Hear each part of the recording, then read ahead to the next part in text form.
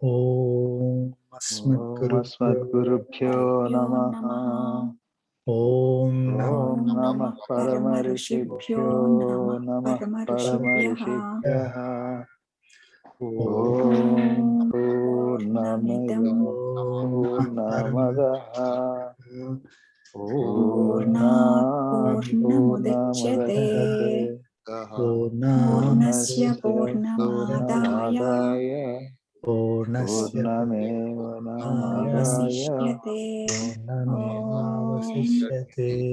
Om Ishavashamidagam Sarvam Yatkincha Jagatyam Jagat Tena Tyaksena Bunyitaha Magruha Kasya Siddhanam Om Kasyapanvaya Sanjatam Narayana Padashritam Srimannarayanam Vande Yatisvarajyajam Krishnam Kamalapatraksham Punyashravanakeetanam Vasudevam Jagadyonim Naumi Narayana Harim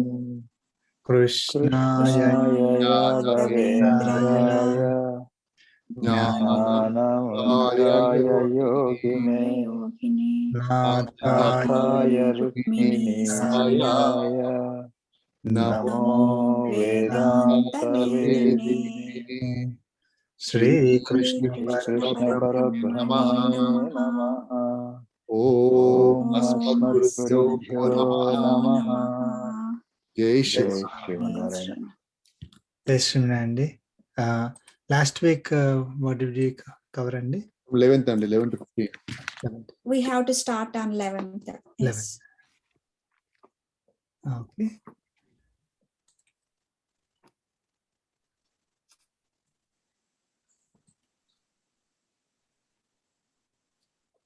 Okay, Badri garu, please. Chapter 15, Purushottama Prapti Yogaha, Sloka 11. Yatanto yoginaschainam pashyam tyatmanyavastitam yatanto pyakrutatmano nainam pashyantyachetasah. Jai Shivanarana. Chapter 15, Sloka 11 summary. The Supreme Lord said, those yogis who are established in Atma wisdom and striving in Karma Yoga and other ways of realization perceive this Jivatma present in the body. However, those who are also striving to realize the self but have undisciplined or impure mind, who do not surrender to the Lord and who are unintelligent, who are lacking real knowledge, do not perceive this Jivatma. Jai Shivanarayana. Jai Shivanarayana. Any questions on this end?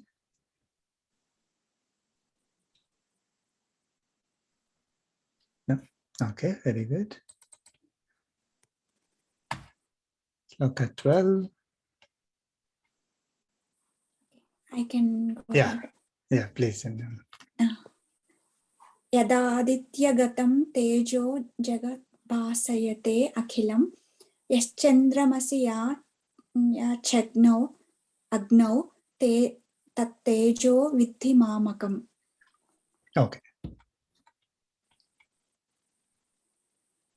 Chapter 15, Purushottama Prapti Yoga, Sloka 12 summary.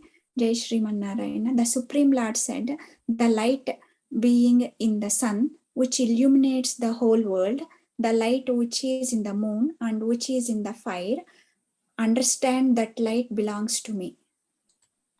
Jai Srimannarayana. Jai Srimannarayana. That's good. Prasad garu, a question of prayer sloka, sorry to ask you Sure. now. Oh, no problem. Is he indirectly saying that those other two, unintelligent and something else he used, Bhagavan used. So those two corresponds to Rajas and Tamas qualities. Yeah. Yes. Indirectly saying. Yeah, indirectly, yes. Yeah. Yeah, Rajas and Tamas kind of thing. Okay. So one who does not have the wisdom, Yeah. means doesn't have the knowledge, that is not Sattvic. Sattvic people, they are, they're eager to get the knowledge. They have the knowledge, right? Yes. They're interested in gaining knowledge, especially about Atma and Paramatma.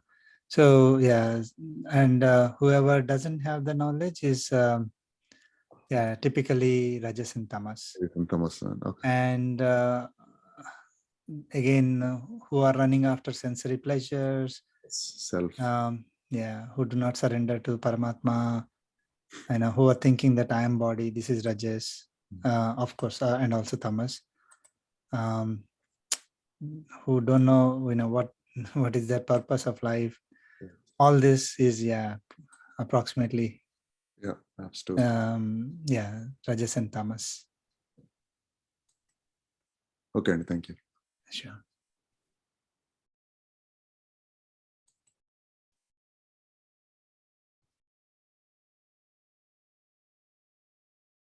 Okay. So the light that we think is coming from sun is is Paramatma's. It belongs to Paramatma. I mean, this totally changes our. So whenever we see sun, right, and sun is shining, we are getting the sunlight.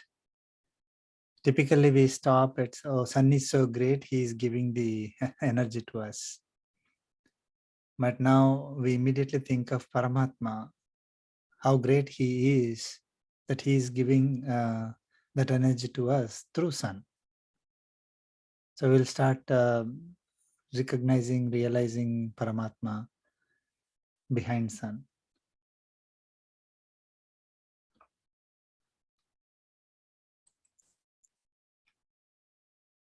Okay, Sloka 13. Who can chant?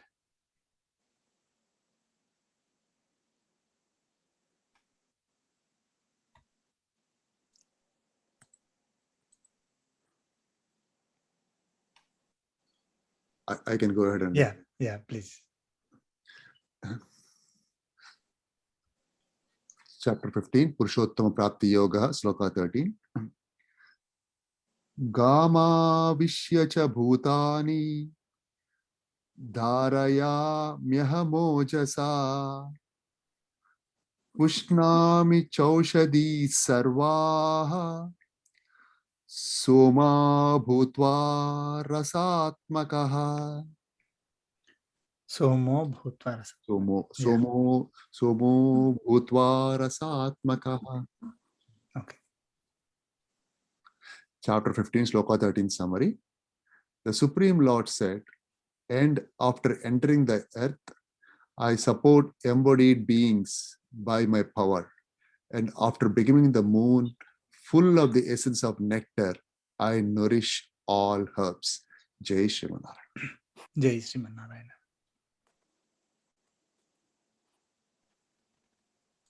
Okay.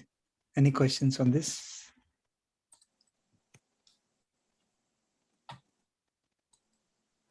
No? Okay, we'll move on to Sloka 14. 14 I can chant. Yeah, please. And Aham Vaishvanaro Bhutva Praninam Dehamashritaha Pranapana Samayuktaha Pachamyannam Chaturvidham. Jai Srimanarayana, chapter 15, sloka 14 summary. The Supreme Lord said, becoming the fire of digestion, I dwell in the body of the living creatures. Joined with the vital incoming and outgoing breaths, I digest the food of four kinds. Jai Shri Jai Maharaj. Shri- Jai Shri Maharaj. Any questions on this, Andy?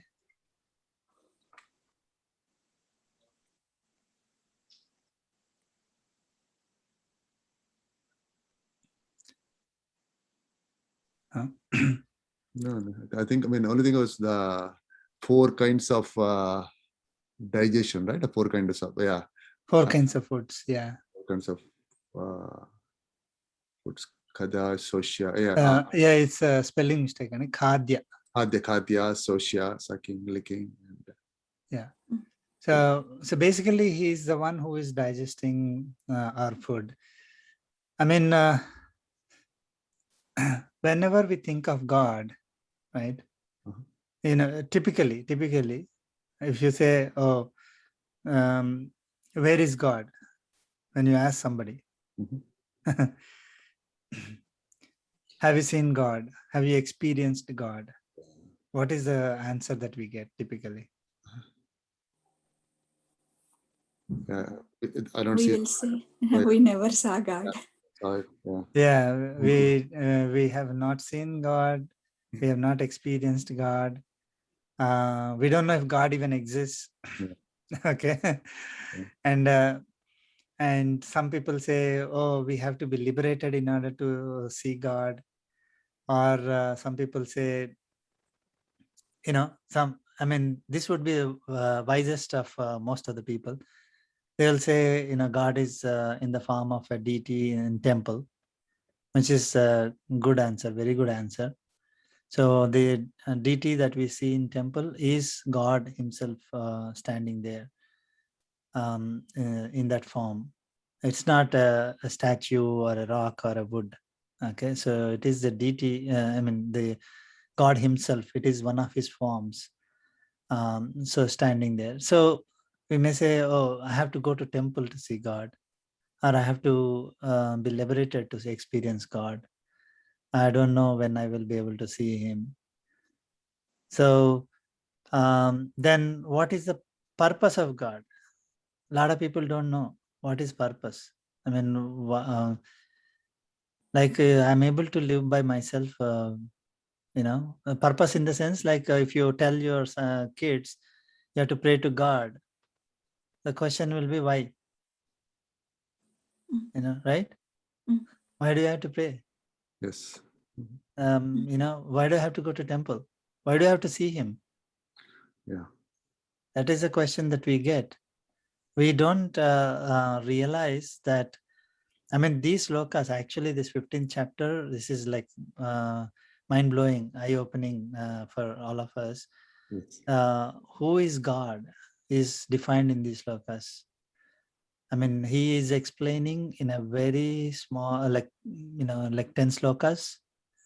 That totally changes our perspective of who is God and what forms he takes. How is he supporting us? So whatever energy that we are getting is all coming from God. Okay, and whatever we are able to eat Breathe. is because of God. Eat, breathe, right? Yes. Because earth is supported by God. Yeah. All the food that is coming from earth is God, supported by God, provided by God to us. And now whatever we are eating is digested because of God. It is a form of God that is digesting food in us. Or God is taking the form of fire of digestion in our body to digest the food. If the food doesn't digest, then we can't live, right? Yeah. So if you say that, we are able to breathe the air, we are able to drink the water, we are able to eat food, we are able to digest, we are able to get the light, heat, energy, everything because of God, then our perspective totally changes. Yes, I need to respect. I need to pray to God. right? He's giving everything to us. So I have to show my respect to God. I need to pray to him, not for giving me more. I mean, he's already giving so much. That is how we will change, right? Like now our thinking is like, if we don't know all these things, we'll say, okay, if I want to win a lottery, then only I have to pray to God. Or if I am having a lot of health problems, in order to get out of those health problems, I need to pray to God, because I think that those are beyond my capabilities, right? Beyond my ability. So some miracle has to happen, then I have to pray to God. But then the question is, oh, if you pray to God, then only he gives. What kind of God he is, right? That is all that is coming because we don't understand who is God really, right? Paramatma, we don't know who he is really. If we know that from these lokas, he is the one who is supporting all of us. He's the one who is giving the results to us. It will come later, right? So then we know we will be able to recognize him in each and every second. So if whatever food that we are eating, if we are offering to Paramatma, because he is in the form of fire of digestion, right? So we are offering to Paramatma in us. He is the one who is accepting the food. I am eating food should be taken out of the equation. I am eating the food for myself. Because we don't control our body. Like I can't wish my food to digest the way I wish, right? Whatever I eat, I want to digest. I want to eat some rocks and I say, oh, I want to digest, or I want to eat a lot of food and say, okay, digest now. It doesn't work that way. So whatever digestion is happening, it's because of Paramatma only. So then, especially the children who don't know all these things, they don't understand the importance of God, praying to God. But if they are told these things, then they will be at much more peace with themselves, right? I mean, otherwise they'll think, why is it happening only to me? And all those kind of questions start coming. So they will, we will get much more peace. We'll get many answers to our questions, why things are happening like this. I mean, this is one of the things that Prajna students, they get from day one. Like they understand all these concepts very well. But this is a very difficult subject for ladies. If God is outside, we can put a fruit or some nuts or some milk. But if it is if God is digesting, means we have to cook every day, morning and evening, and we cannot give food from the refrigerator. It becomes a very big task for us. Because No, I he mean, is inside. it is whatever we are eating. If we are eating, we have to offer it to him. If we are scared of offering to him, then we should not eat. Yes. So then if we are eating something like 2 days old food and thinking that, okay, God, this is 2 days old, please don't take it. It is for me. That doesn't work. We should, if we are eating, whether it is 2 days old food or whatever food it is, we have to offer to him only. If it is, if we are concerned about feeding him 2 days old food, then we should not eat. But the answer is not like, okay, I can eat 2 days old food by thinking that this is for me, not for God. Because whether we wish it that way or not, it is God only digesting. If he's the one who, like, if we don't offer to him, then we are basically eating kind of poison, right? Like, because if a food doesn't digest, it becomes poison. Yes, yes. Any food doesn't digest, it is poison. So we are feeding poison if we are eating for ourselves. If we don't offer it to Paramatma and we think that we are eating for ourselves, it is poison. It is papam. Third chapter, I think. So we have to offer anything that we eat. Now, eating doesn't mean, okay, here in this particular context, it is directly given as eating is the fire of digestion, right? But anything that we experience, actually, we have to offer to him only. Whether we see a nice movie, offer to him. Nice music, offer to him. Whatever we experience, we are offering to him inside us. It is not for us. Whatever job we are doing, offer to him. Whatever results that we get, offer to him. Because without him supporting us, we can't live even 1 second. True. So if we are able to live and do something, then it is because of him. So everything should be offered to him. It is not, nothing is like, it is not like a tax, 80% belongs to me, 20% belongs to Paramatma, because Paramatma is the one who supported it. All 100% belongs to Paramatma. It's like a tax should be 100%. But we should not treat it as tax, and we shouldn't be crying while we give to him, because whatever we offer, he's going to give it back to us only. Like if we pay taxes, 20% tax, 40% tax, whatever it is, that's not coming back to us. But fortunately, God is not like that. He's going to give everything back to us, but he will clean it and give it to us. He will take out the karma aspect of it and give it to us. So we do not get the karmic bondage based on whatever we are taking.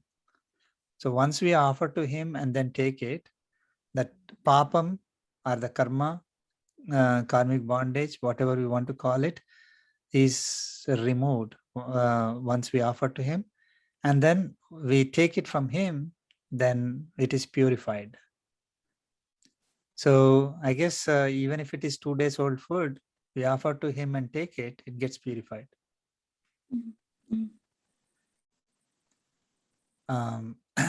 But of course, it's if we are really concerned, we should be concerned. I mean, that Yes, should we be should be concerned. But if we are not able to, for practical reasons, we are not able to cook every morning, afternoon, evening, and offer to him fresh food.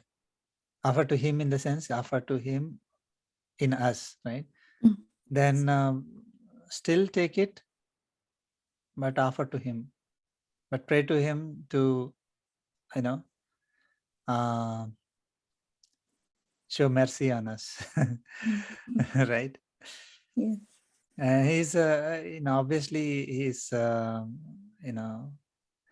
ocean of mercy. So he will always show mercy on us, and he'll say, "Oh, my children, or you're not able to do by yourself, but then he will forgive us, no problem." I remembered something, sir. My parents used to come here, and then we used to any Indian, actually, we never ate anything from previous day, right? Growing up in India, and so they used to come, and then we would have sambar always left over, and then next day even rice and sambar we would like try to eat, right? So my father always said, this is, there's no prana in this food, right? I mean, if we are not prioritizing this and then prioritizing something else, then what is the point of life, right? So because we always did that Naivedya, right? A big batch of rice with on ghee, and then we ate our lunch every single day, right? Like we do all my grandparents and all, like my grandfather, uncle and all. My father was a busy working person, but others they always said Om Bhurbhuva Swaha Tat Savitarvarenyam Bhargo Devasya Dhimai, all the thing, and then you'd get our lunch, right? Typically. So here we kind of change so much, but I feel that's we need to still prioritize and then eat only the food that's cooked today, right? Yeah. I mean, that should be, once we learn all these things, and hopefully it will motivate us. Otherwise, we will be thinking, oh, I'm eating for myself. Nobody cares except for me, and I can eat old food. And we don't see any problem with that eating also. So but as soon as we offer it to Paramatma, we think that I'm offering to Paramatma and we care about that, then we automatically change. Yeah, and always the food boiling point, moment it comes down a little bit, right? That boiling point, the food decay starts, right? Yeah. Yeah, so that's why my father always said you should always eat that hot food, right? I mean, that's a secret of longevity too, right? Yeah, that's right. I mean, that should be our goal. But unfortunately, things have changed. We changed ourselves without knowing. We have been taught. We have been taught not by people. We've been taught by the entire entire situation, entire society, entire how it is going right now. But I hope it will, we can correct ourselves at this. So that's good. 14.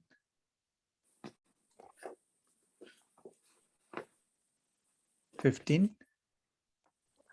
I can go ahead. Sure.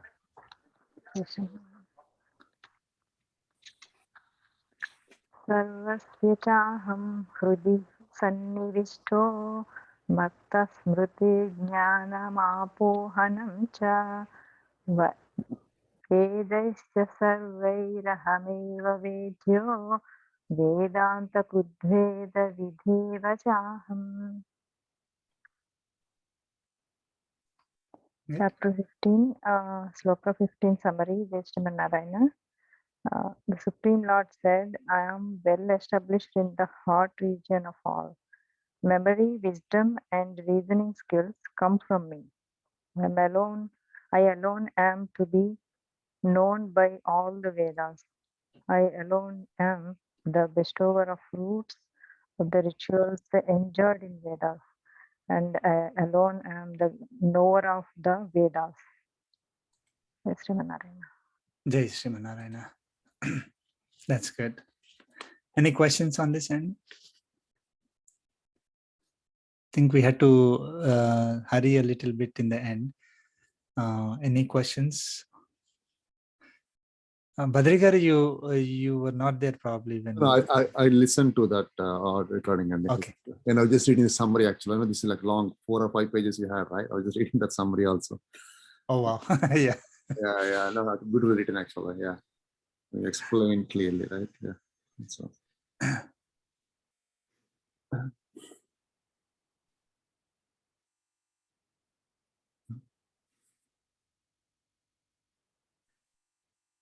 So is supporting the cardiovascular system, is supporting the nervous system, right? Everything is functioning because of him. Again, this is for the kids. So if you are teaching who is God, or why should I pray to God, all these things can be told.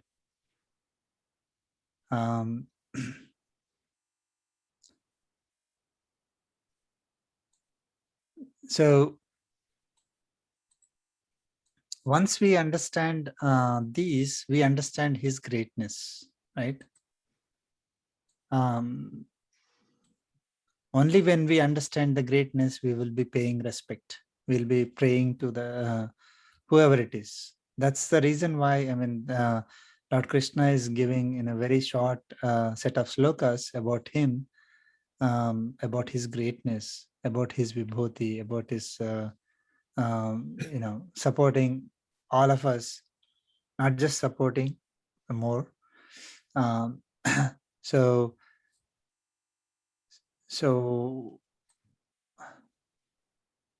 I am breathing, I'm eating, digesting, growing, I'm healthy, I'm thinking, I'm remembering, I'm deciding, I'm predicting, I'm building, I'm seeing, I'm talking, I'm producing, I'm generating. Yeah. Everything that we need Nothing to... we can do on our own, right? That's what I think. It's pretty much yeah, everything. Yeah. these are all our abilities. That's what we think. Without ignorance. Yeah. And the results, because we are doing them with our own body, with the food that we are eating, with the knowledge that we are gaining, that's what we are thinking, right? So, and with the talent or skills that we have, and we do something, and whatever result we get, it belongs to us. That's what our thinking is. But Lord Krishna very clearly said, all this is because of me, and the results are also provided by me only,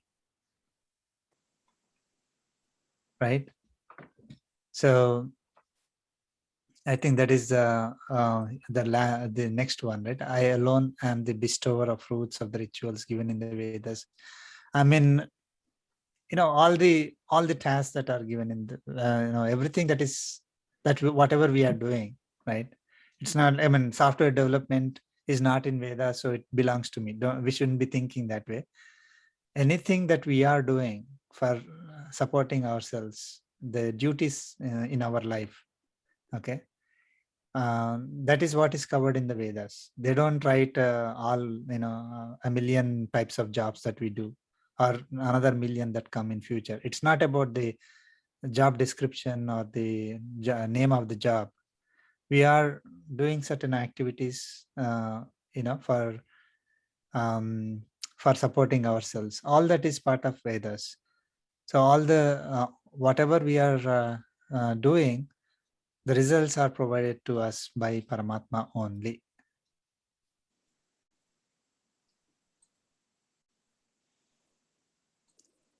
Right? Even if we think that, I mean, there is a, if our assumption is, okay, these are all because of my own abilities, still doesn't mean that the results are because of us, right? Because there are so many things which are not in our control, outside us. So anything that is not in our control, for example, I prepare for the prepare for the exam really well, and I wrote the test properly, and I got, let us say, good grades.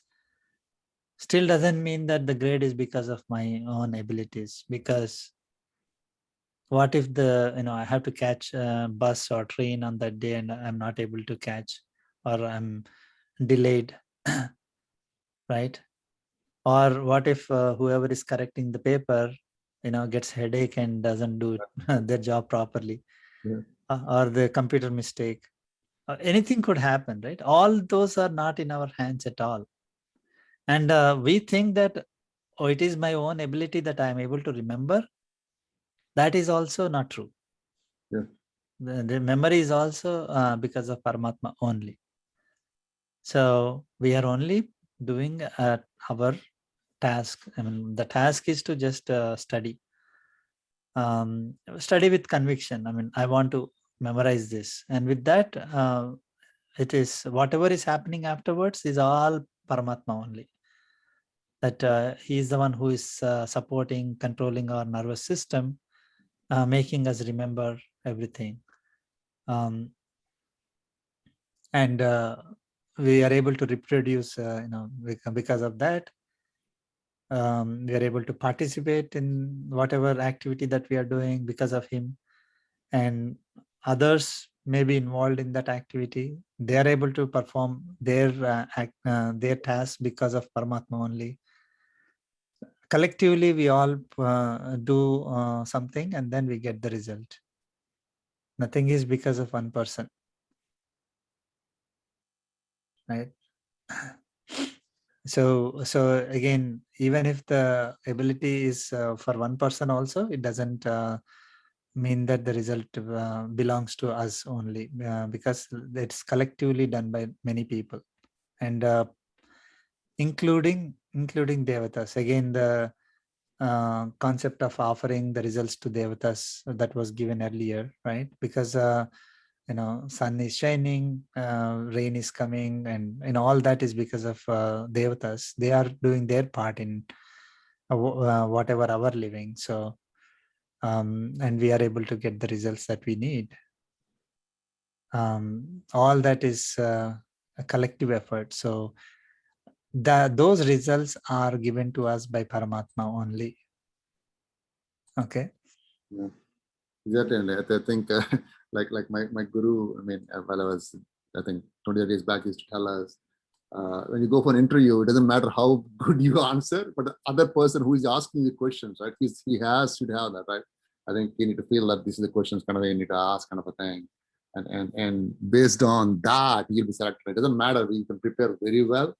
But like you said, yeah. And if Bhagavan doesn't play a role there, and asking him to help us out, kind of a thing in that interview, kind of asking the right question that you can answer, right? And select him for the job, of course, yeah, absolutely, right? I think it's just not fast preparing well, doesn't really help. And there are a lot of other factors involved where Bhagavan need to carry the weight. He has to help us out, all the way along, otherwise. Right. Yeah. Perfect. Yeah. Yeah. So again, this we need to tell ourselves, our kids, everyone. This is another reason why we pray to Paramatma. Recognize his greatness and pray to Paramatma.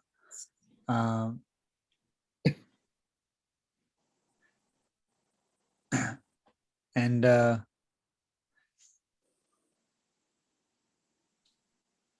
I alone am to be known by all the Vedas.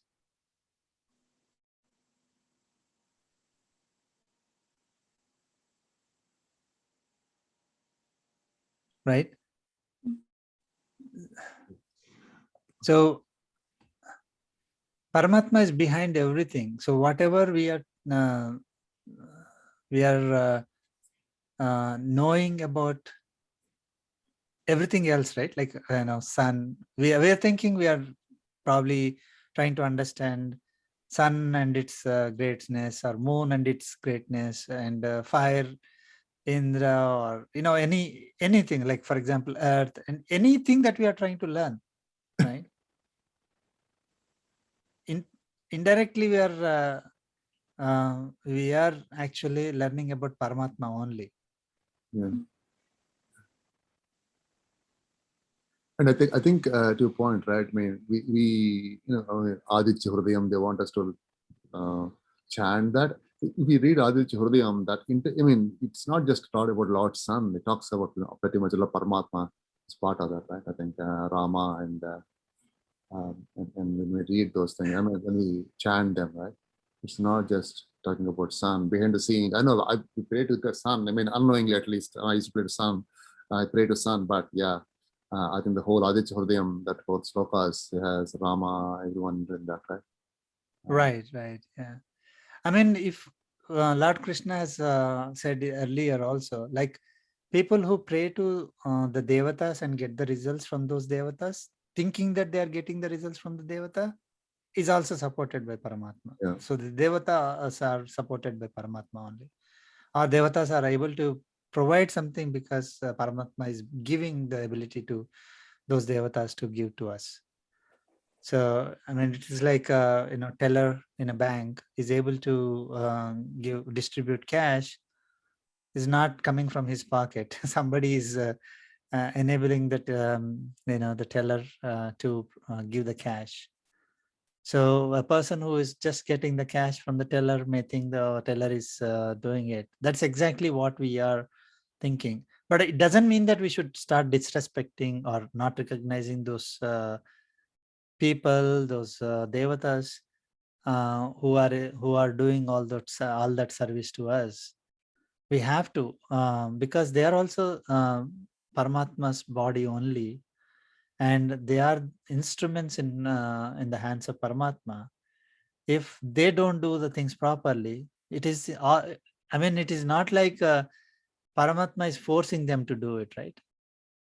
It is for example, Paramatma is giving the ability to speak for me, okay, to me, right? I could be using that speech for everything, anything other than talking about Paramatma. Nobody's stopping. Paramatma doesn't stop me from doing that. So when somebody is is helping us, is in a way that we see that greatness, we have to recognize two things. That person is again should be respected, and also we should not be stopping that, thinking that, oh, this person has independent ability to give that. We should always be thinking that this person has been given the ability to provide that, and he basically used it for the proper purpose, right? So so with that, we will have respect for that person also. It's not like for example, the sun, we actually pray to sun. Of course, sun is so great that he doesn't show partiality and all that. It's only people who have that kind of behaviors. But sun is able to provide that light to us. Is not deciding to take rest for a few days, right? And I don't care what happens to all these people on earth. I just want to take rest. It doesn't say that. So for that we have to rest, pray to sun. He is providing the energy, but it is not sun's own abilities that is providing energy to us. It is God who has given the ability to sun to provide the energy to us, right? So that is, when we recognize that, then we are basically having that clarity in our mind. I'm praying to sun, and I'm also praying to Paramatma behind sun, who is giving the ability to sun.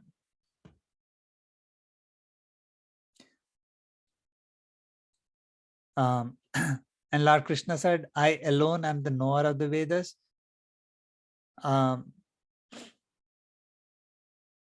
See, this is the reality, the truth. I mean, like he is the one who is to be known by whatever knowledge is in the Vedas. He is the one to be known, right? So he is the one who knows everything in the Vedas. Like all of us, right? All of us, we are reading and then able to know things, but he is the one who knows it without reading. I mean, that's what it is, right? Like for example, just taking example of theory of relativity. Theory of relativity, Einstein invented that. So for him, he's the one who knows it, right? So he knows everything that is there in theory of relativity. For us, we have to read, understand. Maybe we may not be able to understand, or maybe we are not able to read everything. Maybe like even if we are able to understand, we are not able to say, right? There is no such problem for Paramatma. It is not that Paramatma sat down and wrote the Vedas, but he is the one who knows the Vedas. And so whatever he's saying is according to the Vedas, right? It is not like he's telling something that is not in Vedas. He's actually saying something that is in Vedas, but he's saying that I am the one who knows the Vedas. Whatever I am saying is according to Vedas. We don't have to have any doubts. All other people who, we are just reading, and then we are distributing that knowledge. And he is the one, Lord Krishna is the one who knows Vedas as speaking about him in this manner. This is very important. And anyone who says that it is like no, Paramatma is not behind sun, or Paramatma is not behind the digestive fire, that person doesn't know the Vedas, right? So whatever he said is the truth as per Vedas.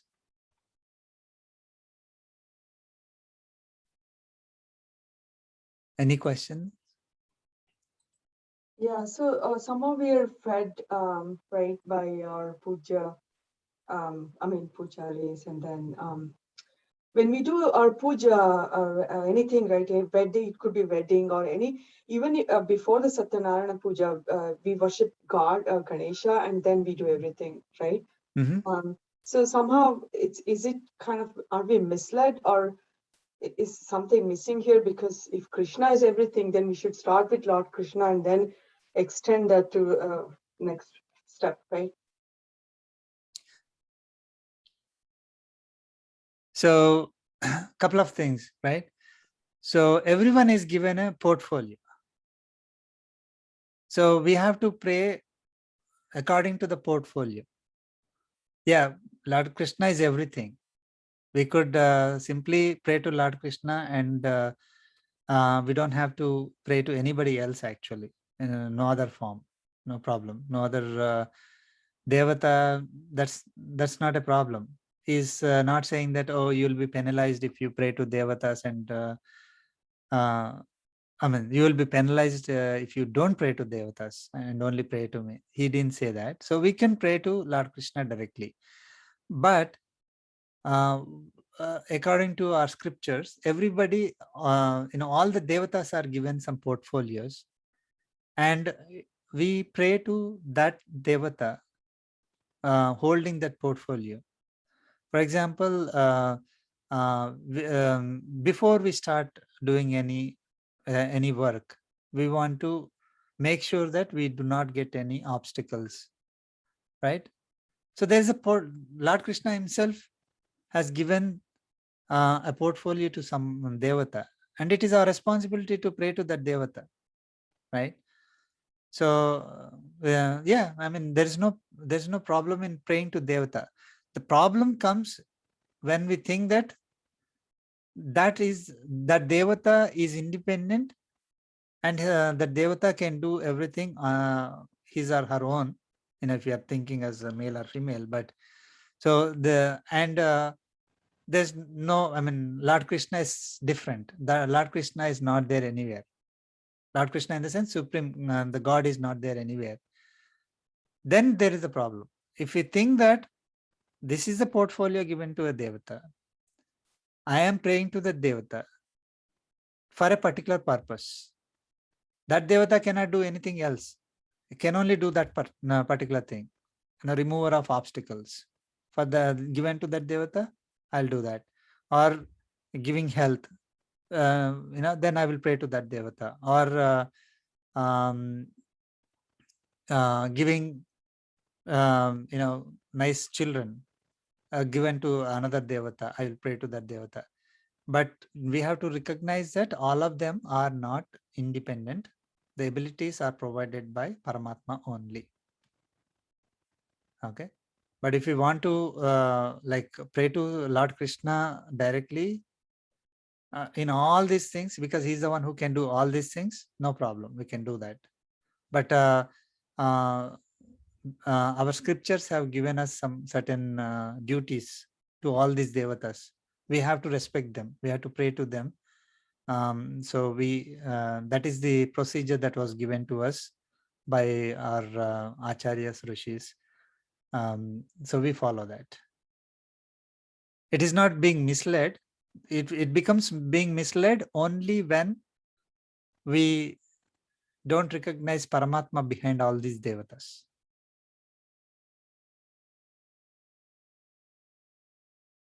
So everyone else other than Paramatma is a devata. Paramatma avatara directly, yeah, then Paramatma. But other than that, everyone else, including Brahma, is a devata.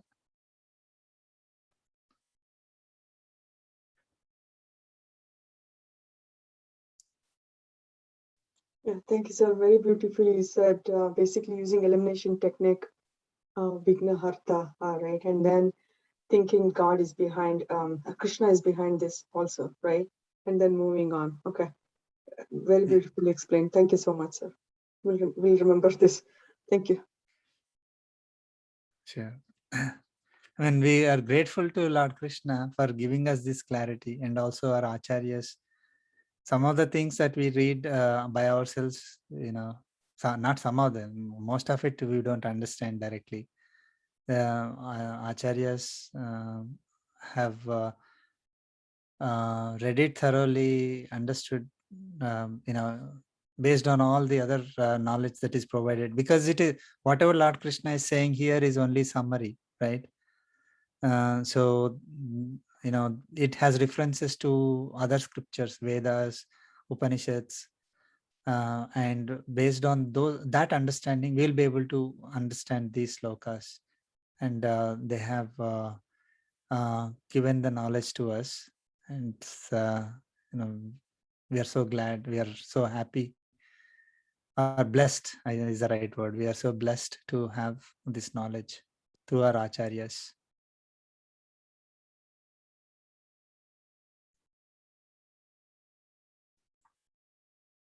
That's good.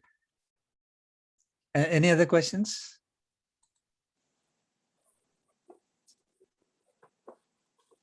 No? So we'll start with sloka 16. First I'll chant the prayer and then we can start. Om Asmadgurubhyo Namaha. Krishno Rakshatu no Jagatraya Guruhu. Krishnam Namasyamyaham. Krishnena Marasetravo Vinihataha. Krishnaya Tasmai Namaha. Krishnadeva Samuthitam Jagadidam. Krishnasya Dasosmyaham. Krishne Tishtati Sarvametadakhilam. He Krishna Samrakshamam.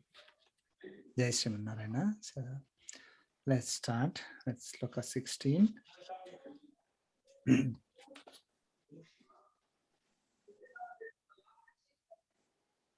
Dvavimau purushau loke Dvavimau purusho loke ksharashchakshara evacha ksharaschakshara Rakshara eva eva cha ksharas sarvani bhutani kshara sarvani bhutani bhutani kutastokshara uchyate.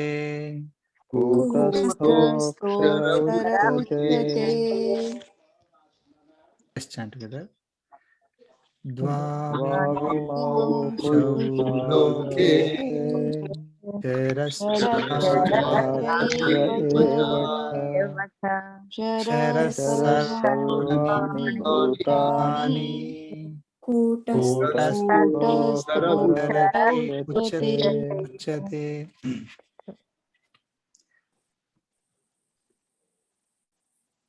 So now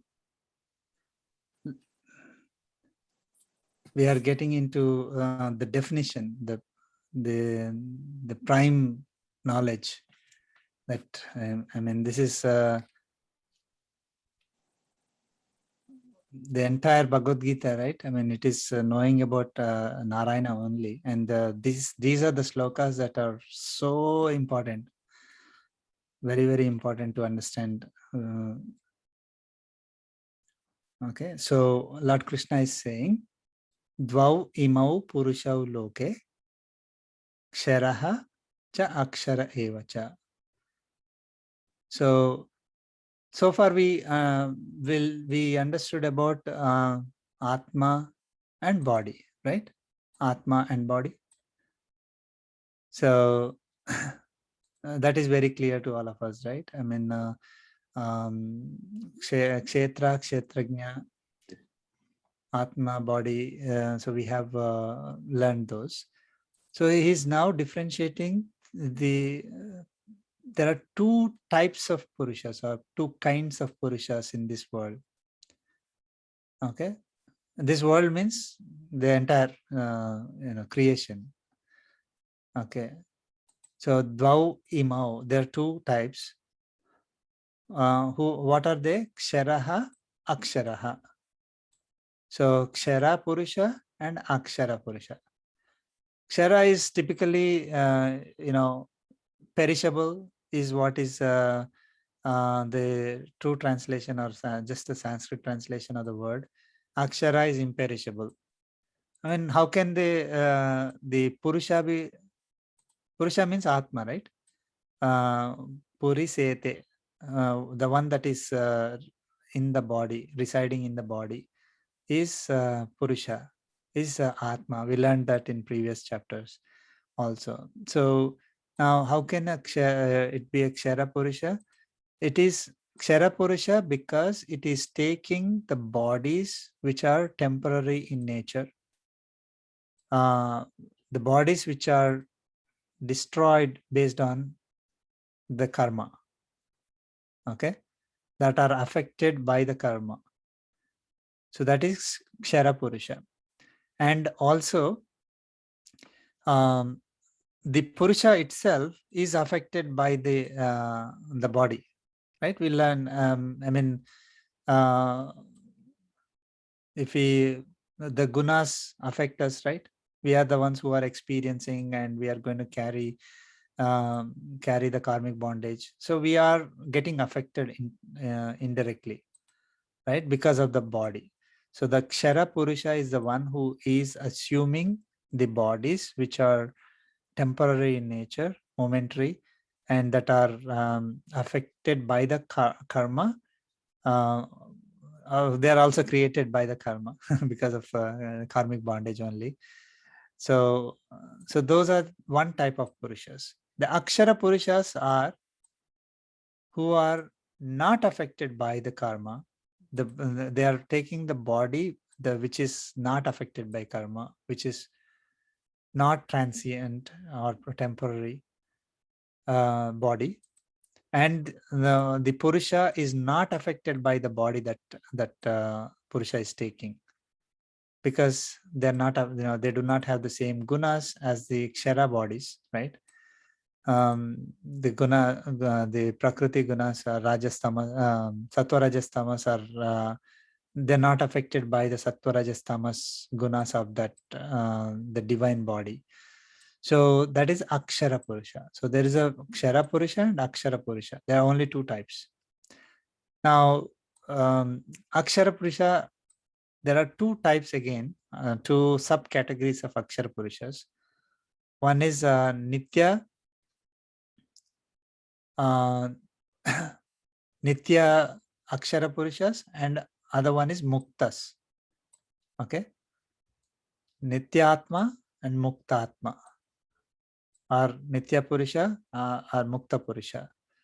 Nitya Purushas or Nitya Atma, they are the ones who are never mixed with karmic bondage. Okay, so they never took birth in this, they never had to take birth because of their karma, and go through all these cycles of births and deaths for the body, of course. So they didn't have to take all these bodies that Kshara Purusha was taking. Kshara Purusha was taking the body four kinds, right? We learned Deva, Manusha, Tiryaka, Stavara, that is Chaturvarnyam. Deva, Manushya, Tirya, Sthavara. So these Nitya Purushas, they did not take birth at all in any of these forms. Okay, and they didn't have to get liberated from karmic bondage. But the Purushas like us, we are all Purushas, not male or female. Purusha means Atma. Okay, in our languages, Purusha is translated as male, but here Purusha means Atma, not male or female. There is no gender for Atmas. So Mukta Purusha is liberated from the karmic bondage. So these Kshara Purushas, they take birth again and again, go through all these cycles of births. And finally, when the karmic bondage is eliminated, or when they are blessed by Paramatma, they are liberated. They're liberated and they become Mukta Jivas or Mukta Atmas or Mukta Purushas. They are another subcategory of Akshara Purushas. Okay, so there are two types of Purushas, Kshara Purusha and Akshara Purusha. Do we have any example for Akshara Purushas? Like so whoever, I mean, the Nitya Purushas example, we can very clearly say is Garuda, Ananta, Vishwaksena, and Sudarshana. They are very high level. They are very. Yeah. So all of us who are seeking liberation. Right? Ramanuja may be Nitya. Yeah. Okay. Yeah. Ramanuja definitely. Okay. And we believe that the Namalwar is perfect example. Namalwar is definitely liberated. Okay. A good question. Thank you. Yeah. So but typically, you know, we could be liberated, but nobody else will know that we got liberated, right? Once somebody leaves the body, once an Atma leaves the body, other people around that body, that person won't know that whether the Atma got liberated or not. So we have, you know, definitely our acharyas, we believe they are liberated, you know, and Paramatma has given us whoever is chanting Om at the time of leaving the body, they are liberated. So if at all we know someone is chanting Om, they are liberated. But it is not in our hands. Okay, so it's not like somebody can plan. None of it is in our hands, because Atma is under Paramatma's control. It's not in our own. Atma doesn't have control on itself. It is again dependent on Paramatma. So whatever Paramatma decides will happen. It is not our own efforts. Our efforts may be there, but the result is provided by Paramatma. So we may not have the same result as we are expecting. So these are, I mean, there could be many liberated souls, liberated Purushas, or Mukta Purushas, Mukta Jivas, or Mukta Atmas, whatever we want to call it. There could be many. Okay, but unfortunately we don't know, because whoever is liberated, they don't come back and say that I got liberated. Okay. Yeah. So this Kshara Purusha and Akshara Purusha, and so these are the Kshara Purusha and Akshara Purusha are taking bodies. So what is the third aspect? Is the body, right? So Kshara Sarvani Bhutani.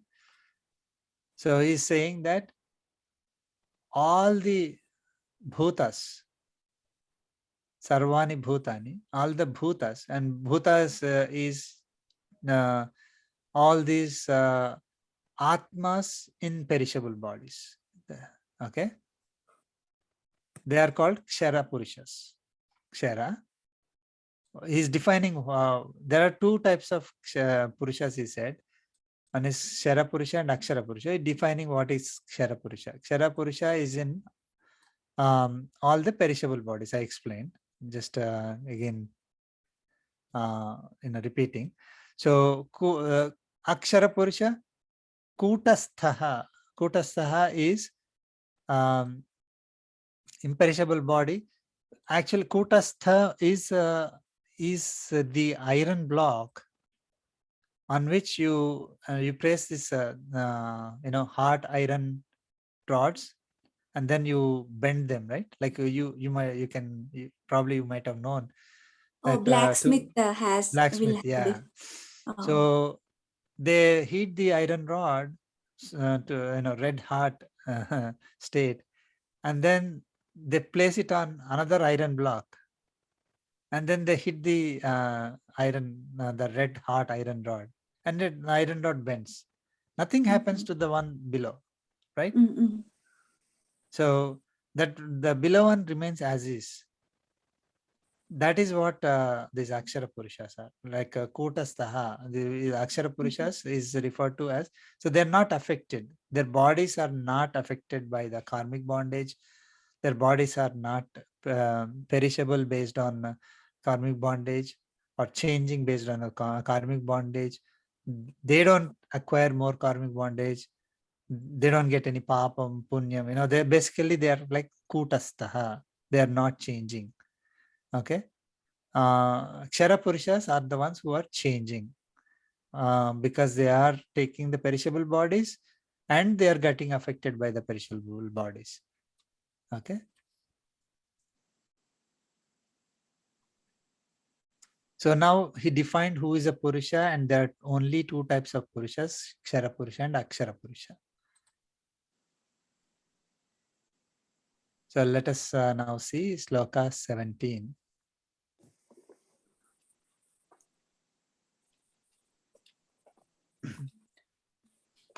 Uttamah Purushastvanyah Uttamah Purushastvanyah Purushastvanyah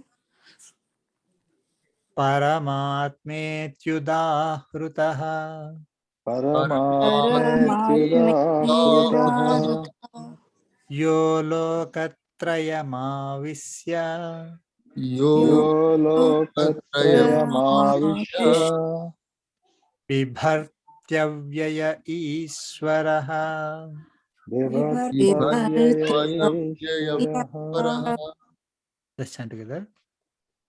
Uttamah Purushastvanyah Paramatmetyudahrutah Yo lokatrayamavishya Vibhartyavyaya Ishvaraha. Now, Lord Krishna is differentiating himself from those two types of Purusha. Okay, so he's saying Uttamaha Purushaha to Anyaha. There is another Purusha, and that is Uttama Purusha. Okay, but there is another Purusha, that is Uttama Purusha. Paramatma iti udahrutaha. It is called Paramatma. Okay. So that is Paramatma is Supreme Atma, right? So that is Paramatma is what? It is Uttama Purusha or Purusha Uttama. That is the name of this chapter, Purushottama. So Purushottama is Anyaha. So it is another one. Another means apart from the other two that was mentioned earlier. The other two Purushas are Kshara Purusha and Akshara Purusha. All the Jivas are categorized in two. That is Kshara Purushas and Akshara Purusha. And he's saying Lord Krishna is saying there is another one, another Purusha, which is Uttama Purusha, and it is called Paramatma. Okay, and what does he do? Yaha Lokatrayam Avisya. So he pervades. Avisya is pervading, Lokatrayam. He is pervading the three worlds. We'll see what three worlds are. Bibharti Avyayaha Ishwaraha. So, I mean, this is a definition of Paramatma. Lokatrayam Avisya Bibhartyavyaya Ishwaraha is a I mean, who is Paramatma? Then we shouldn't be thinking, is Supreme Atma like us? No. I mean, we have the definition directly given in this sloka. So, Lokatrayam Avisya is pervading all the three worlds. Bibharti, sorry, Bibharti. Bibharti means is supporting. Okay, Bharta, you know that, right? So is providing support, is sustaining. Lokatrayam Avisya Bibharti. So he's pervading all these three worlds and supporting them. Okay, so those are three words are linked together. So Lokatrayam is slightly, confusing word here. So the three worlds, there could be like Earth, the Moon, and some other planet. No, then he's not supporting other planets. That's what it happens, right? It comes like that. If you are saying naming the three things, they better be including everything in this universe. If not, what happens is then somebody else is supporting the other parts, right? Like I'm supporting my home, then someone else is supporting other parts, other houses, or other countries. I'm supporting my country, if somebody says. That means some other person is supporting other countries. So Paramatma is supporting everything in this universe. So this Lokatrayam must be everything in this universe. It is not like three worlds, like three planets or three things which don't cover the entire universe. What are the three things that will cover the entire universe?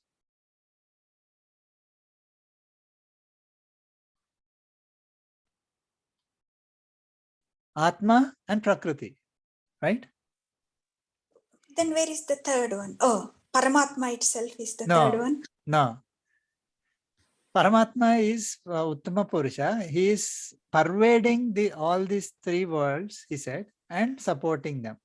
Now, the three worlds are, so Atma, he made it as two kinds earlier.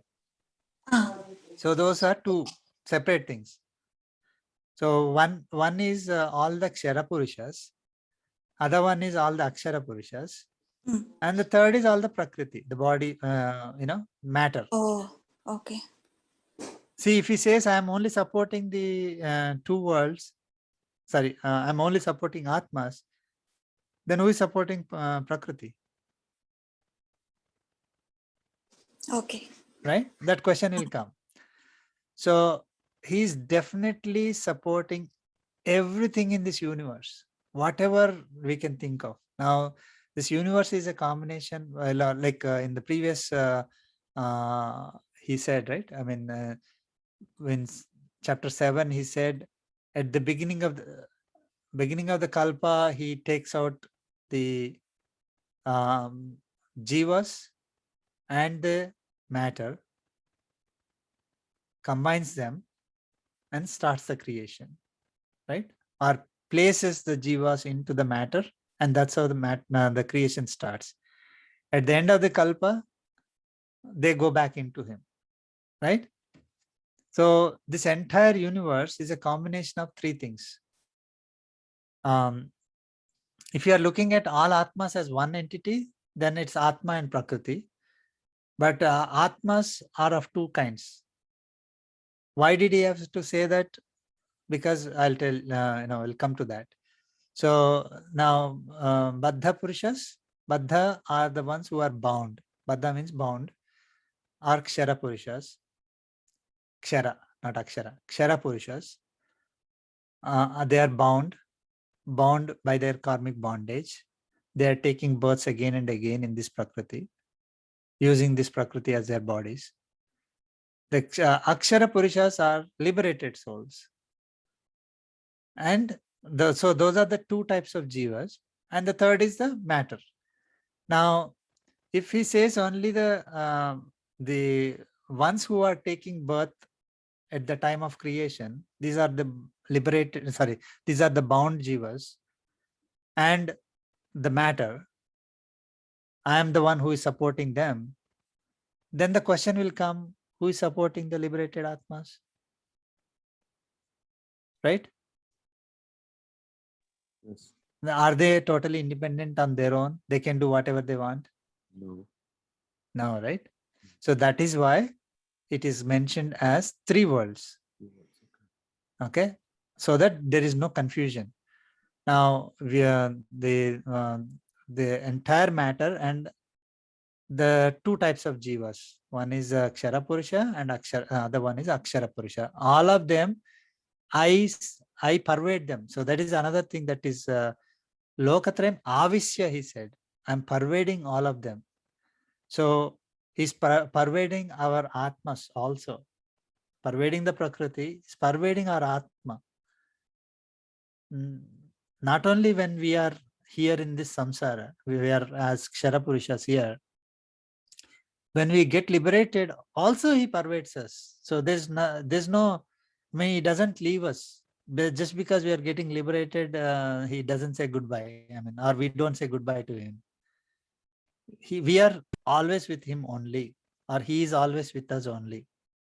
Okay, we are always together, no matter whether we are in this universe taking births again and again, or whether we take whether we are liberated when we go to Paramapada.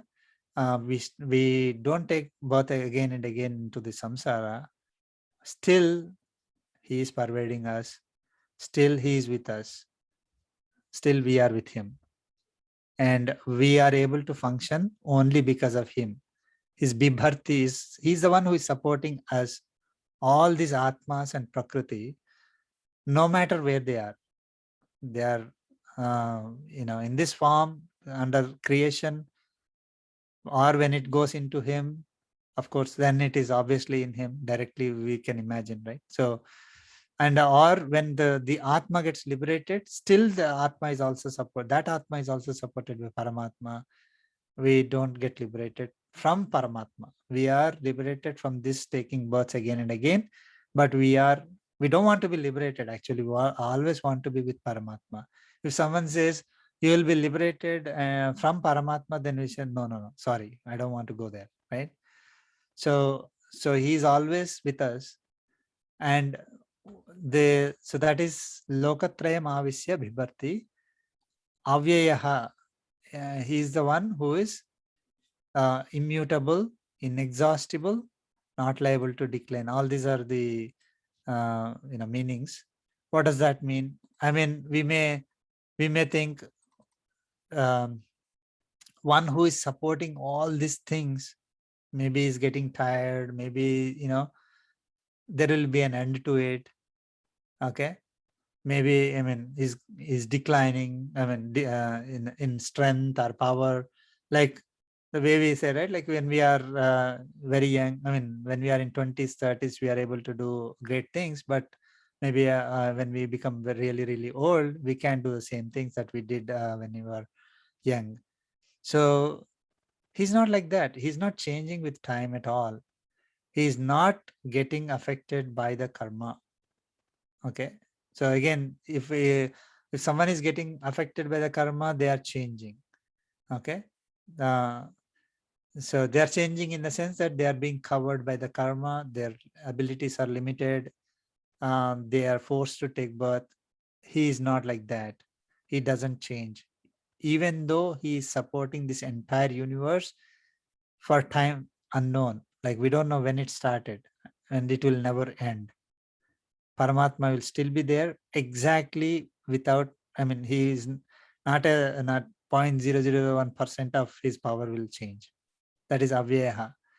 Ishwaraha is, he is the one controlling, commanding, ruling this entire universe.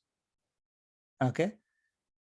So just because he is within us, I can do anything to him. I don't have to listen to him. No. We are the ones who are listening to him. I mean, listening in the sense, we are the ones who are controlled by him, are ruled by him, who is inside us in a so subtle form. He may be, but he is the one who is supporting us, who is also commanding, controlling, ruling us. Okay. So we can't independently do something on our own without having, he has control over all of us. Command over all of us. I mean, of course, he can control, but it is something that, again, this is a question that people ask. Oh, if he is the one who is controlling, then why are people doing all the bad stuff? And when somebody is trying to do bad stuff, why can't he control that person? Why can't he change that person? Right? So it is commanding. He's providing that ability to the person. So it is up to the person to use that ability. Okay. And when he's using the ability also, he's supporting that ability. So it is whatever is, if it is a good activity, then it is good. If it is bad activity, it's the person who is getting the karmic bondage. That person will suffer. So any questions on this one? So the definition of Aramatma is given here is Lokatrayam Avisya Vibharti Avyaya Ishwaraha. Do you want to review the summary and you have like 3 pages here? I'm sorry? Shall we review the summary, please? Yeah. This summary? Yeah. Sure. So we learned about Kshara Purusha and Akshara Purusha. Apart from the above two, there is another one, that is Supreme Purusha, Uttama Purusha. He is also called Paramatma. And he said, so he pervades the 3 worlds and supports or sustains them.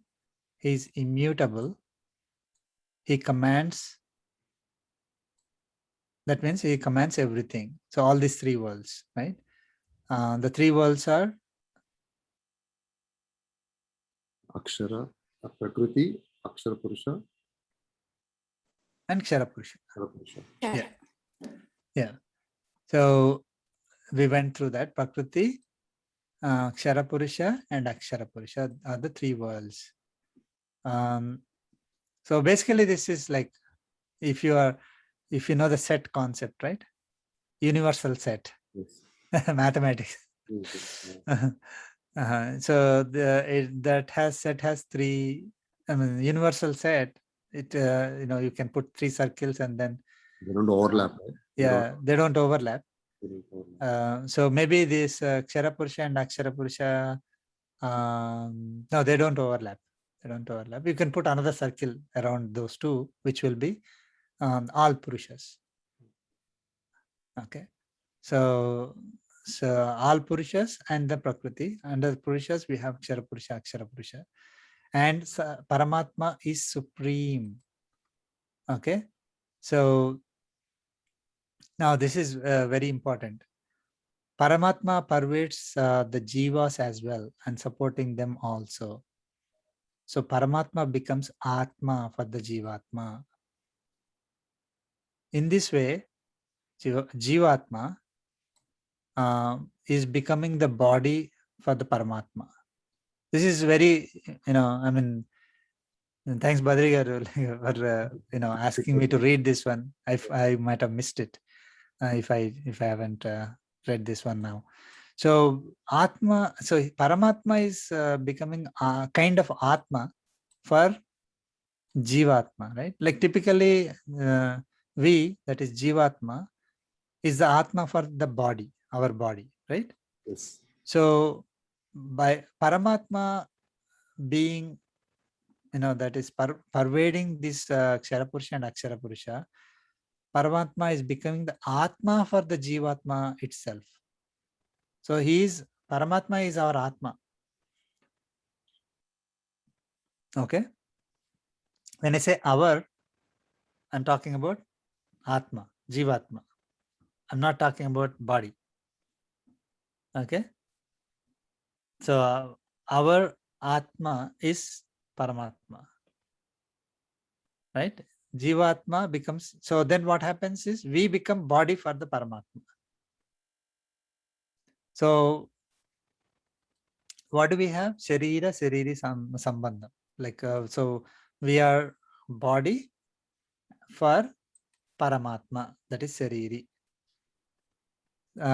So God is Atma and Jivatma is body.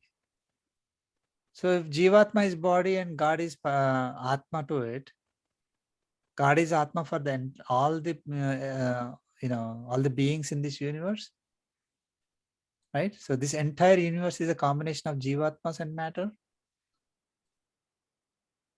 and Paramatma is Atma for the Jivatmas. Paramatma is the Atma for the matter, right? Because he's pervading all this entire universe. So Paramatma becomes Atma for this entire universe. So this universe becomes his body. So someone someone asked me, what is a form of Paramatma? He's not Vedic or he's a local person who doesn't know anything about our stuff, right? What is the form of your God? So he saw Ganesha in one someplace. Somebody gave him Ganesha and somebody gave him some other deities as a gift, and then he thought they are gods. So now because he knows he's educated person, so he saw all this different forms. So he thought all of them are gods. So he asked me one day, what is a form of God? What do we answer?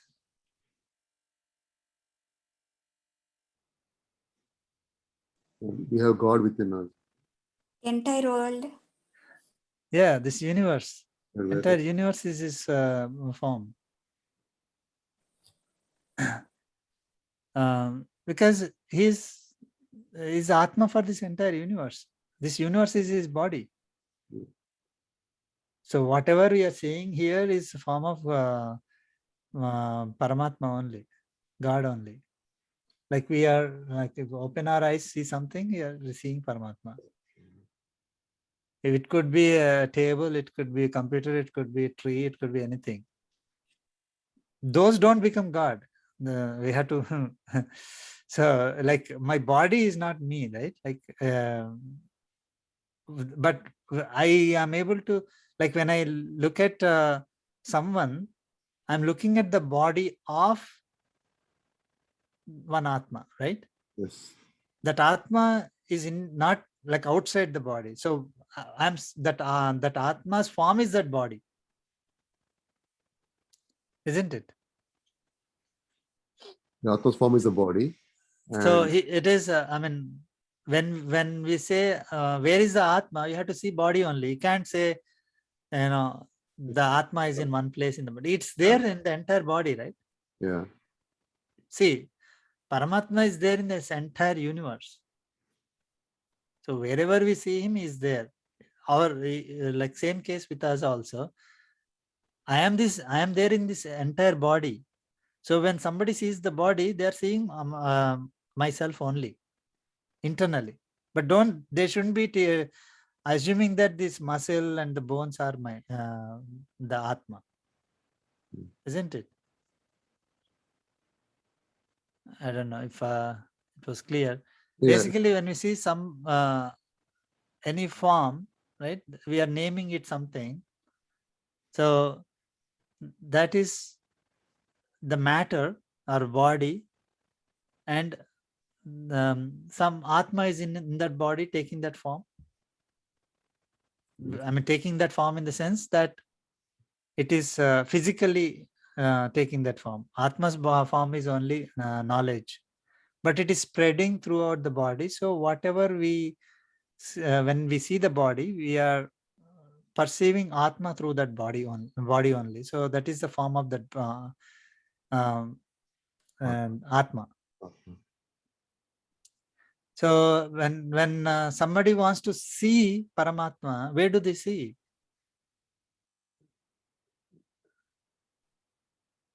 Entire universe. Everywhere. But it is difficult for somebody to imagine all that. So we have because that is one of the forms. Like Antaryami is one of the forms of the 5 forms of the body. Sorry, 5 forms of the Lord. Antaryami is one of the forms. So, but because Antaryami, we are not able to, visualize, I mean, perceive it, because we are not at that level yet. Yeah. The form of deity is what we worship. And so God is in that form. Like when we see the deity, completely he is Paramatma only, whatever deity that you see.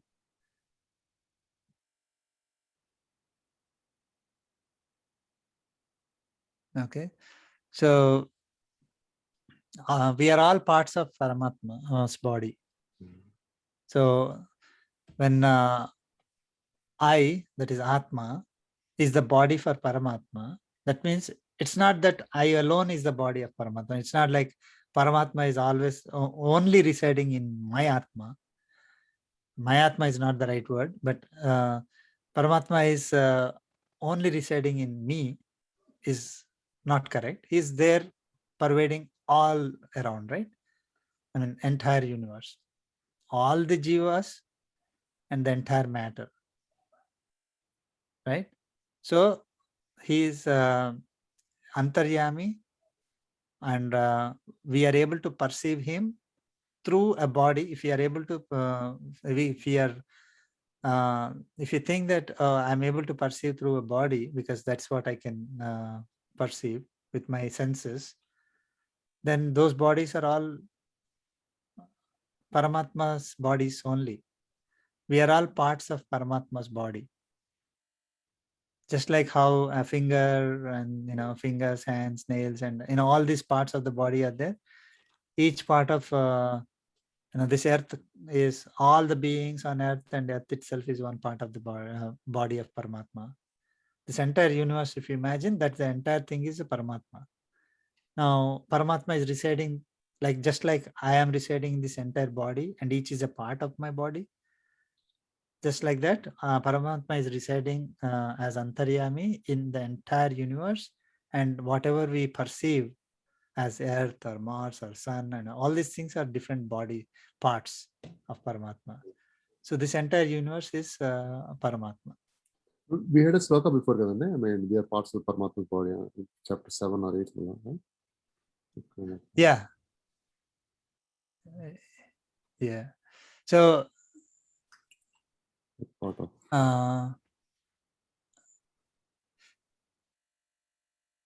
Okay. So we also learned, I think I explained about this Avyayaha, right? So he's supporting everything in this creation, not just this creation, but there are innumerable creations like this. Before this creation that we are experiencing now, there was like innumerable, like millions of creations, billions of When I say creation, that's a one cycle of creation. Like he first creates Brahma. Brahma is the one who is creating all these things. We went through those number of years of Brahma equivalent to our human years, right? So 1000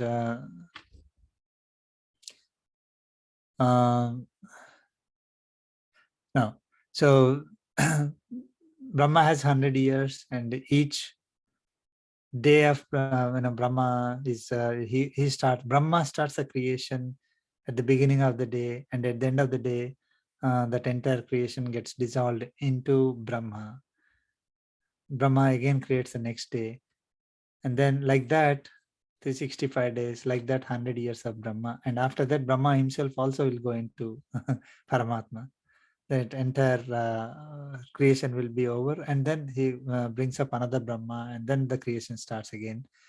So like that, there are so many that are going on, will go on. Okay, so he is not affected by karmic bondage. He is not tiring. His power doesn't change. Okay, so that's what he's saying about Avyaya. And Paramatma is Ishvara, is ruler, commander, controller, administrator of all, everything. So, I mean, why did he say that?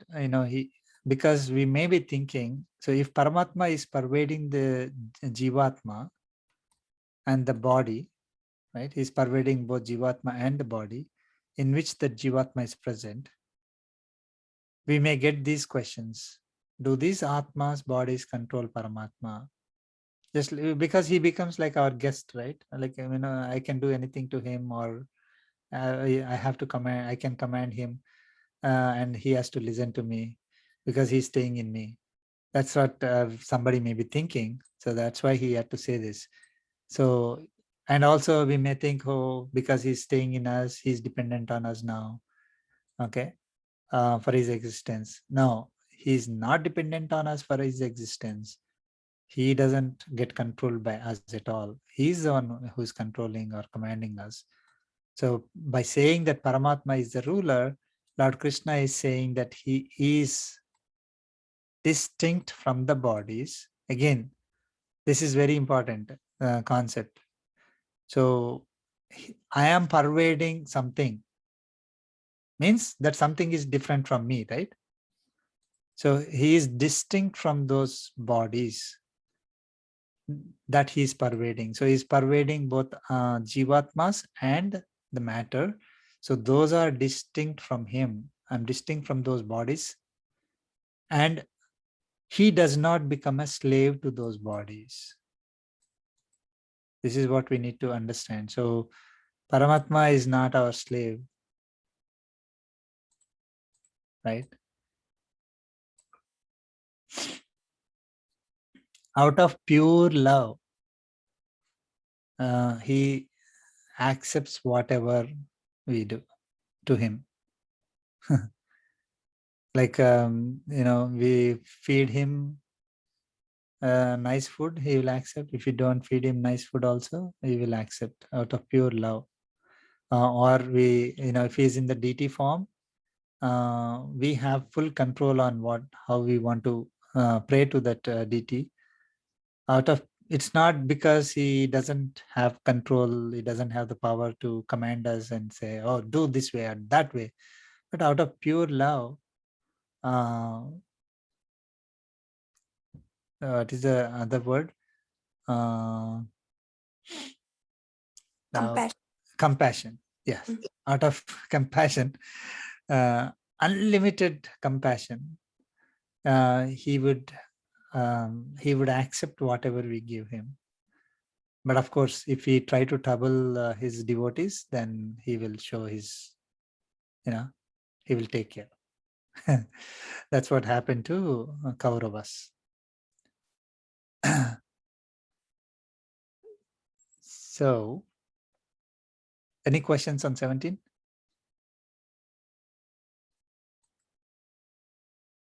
No? 18.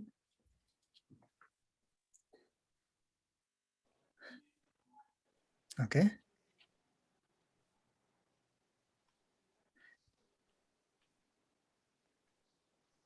Yasmaksharamati-toham Yasmaksharamatitoham aksharaadapi chottamaha aksharaadapi chottamaha atosmi loke vede cha atosmi loke vede cha prathitah purushottamaha. pratitah Pratitha purushottamaha Let's chant together. Yasmaksharamati-toham Yasmaksharamati-toham aksharaadapi aksharaadapi Aksharaadapi chottamaha atosmi atosmi loke loke Vede vede cha cha Pradita pratitah Purushottama. purushottamaha. So he said in the previous sloka, he said Paramatma is Supreme Atma, is distinct from the two Atmas, and it is pervading this Atmas and matter and supporting, controlling all those Atmas, and is not getting tired or changed by in that process. So who is that Paramatma? So Yasmat Ksharam Atitaha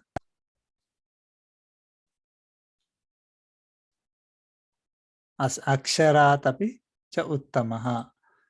So Lord Krishna is saying Aham, I. So now he's now directly saying. So there is a Purushottama, he said. Sorry, there is a Paramatma which is distinct from the other two, superior compared to the other two Atmas. But now he's directly saying Aham. Atitaha, I surpass, I am above. Who? Ksharam and Aksharam. Okay, Kshara Purusha. So I am above Kshara Purusha. And I am Uttamaha. So I am superior to Akshara Purusha. Aksharat Uttamaha. I am Uttama to Akshara Purusha. So he is Atitaha for the I mean he is above the Ksharas, Kshara Purushas, and he is superior compared to Akshara Purushas. Okay. Ataha, therefore,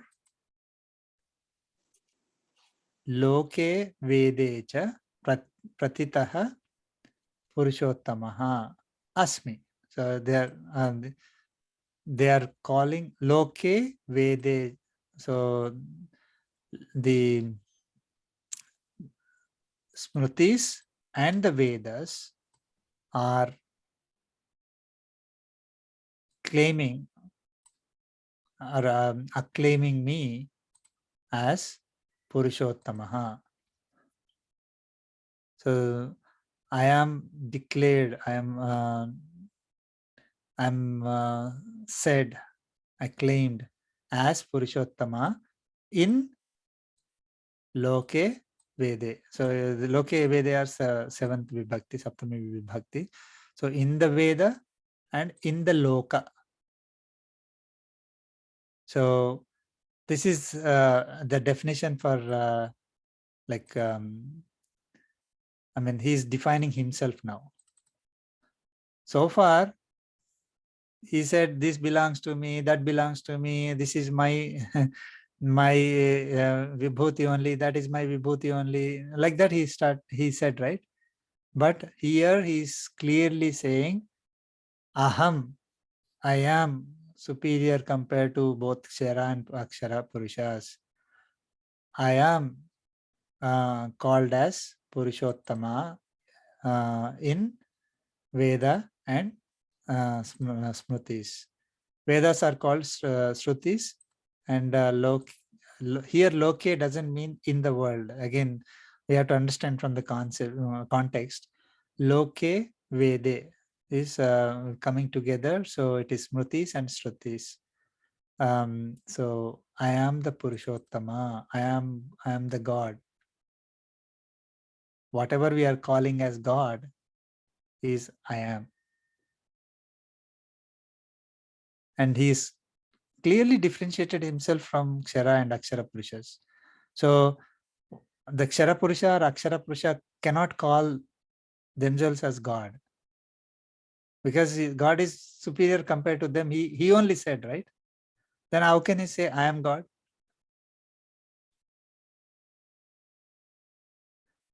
And God. So let us look at the summary. So Lord Krishna is directly saying the following: I am Purushottama. I surpass the Kshara Purushas.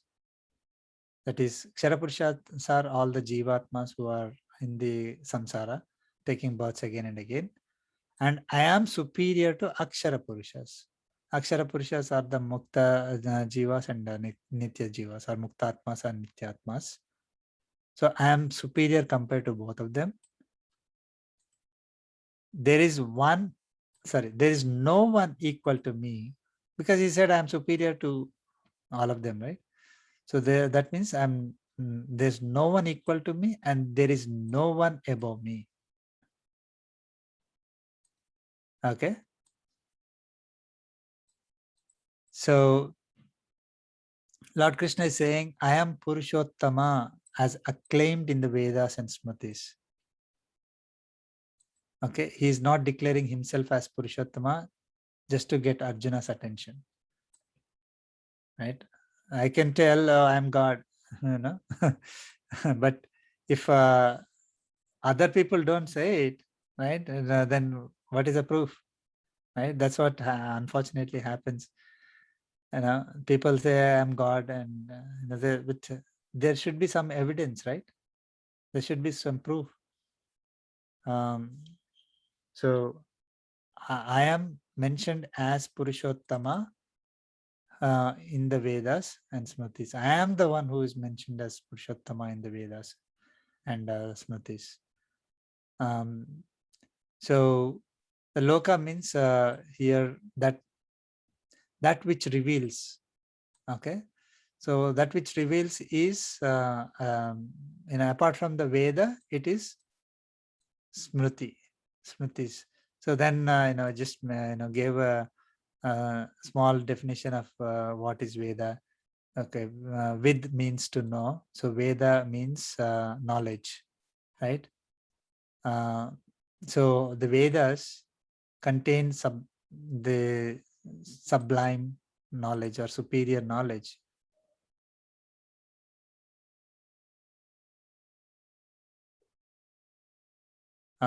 Revealed by the Supreme Lord. So they have no beginning. They are said to exist eternally. Their foundation for Sanatana Dharma. Veda is not an acquired knowledge. They are apaurisheya. So no person wrote it. No human or devata wrote it. It is knowledge that is revealed by Paramatma. Okay, so in fact, Hindu is not the right word to use. Hinduism is not the religion that, there is no such thing called Hindu word in our scriptures. Okay.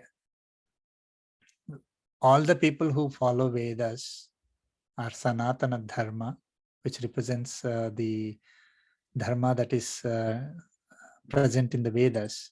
Vedic scriptures, or who follow the Vedic scriptures, are called Vedics.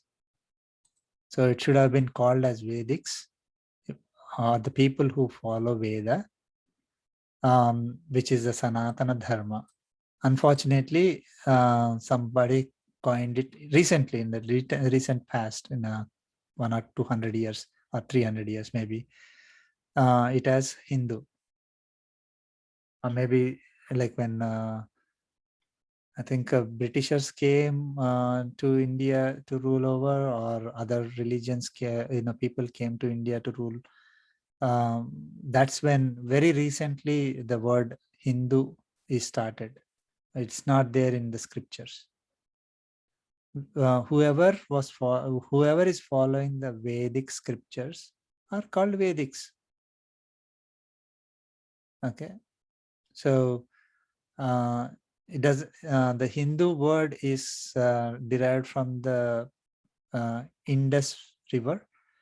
Whoever was living in the Indus Valley or after the Indus River, who seemed to follow these Vedas, they started calling them as Hindus, which is a colloquial term, not the term that is in the scriptures. So Hindu is actually, of course, just like people say, the think that they are body, right? That's how it is. Like Hindu is considered by people as religion, but typically we don't understand that it should have been the Vedics, because people say Hindu means what are they following? A lot of people don't know what they're following also. So if it had been Vedics, we know that we are following Vedas. Whatever the Vedic scriptures are there, we are following that. It should have been very clear. Unfortunately, the identity got lost.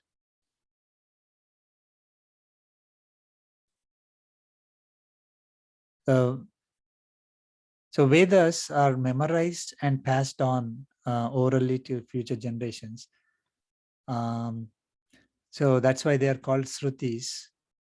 Okay, and the Smritis are the ones who, based on the Vedas, people, when they memorize and then they recollect, they rehash it and present it, based on their recollection or experiences. That became Smritis. It is not that it's a different knowledge that is, knowledge different from Vedas. It's not. It is presented by those rishis and the great sages, or enlightened people. So they are considered equivalent to Srutis because they represent the same knowledge. But whenever there is a difference between the two, then Shruti is the one that takes precedence or priority. But ideally, there should not be any difference. There should not be any conflict between the two. Okay, so both Smritis and Shrutis contain the knowledge, and these scriptures are declaring Lord Krishna as Paramatma. Lord Krishna, in the sense, is Paramatma. It declared who is Paramatma, his Purushottama, is superior compared to everything. All that is there in these scriptures, right? So it is not something that is new. So if something, but Lord Krishna had given to us in a summary, like this entire Bhagavad Gita is a very short summary of the entire knowledge that is there in the Vedas and Upanishads, right? So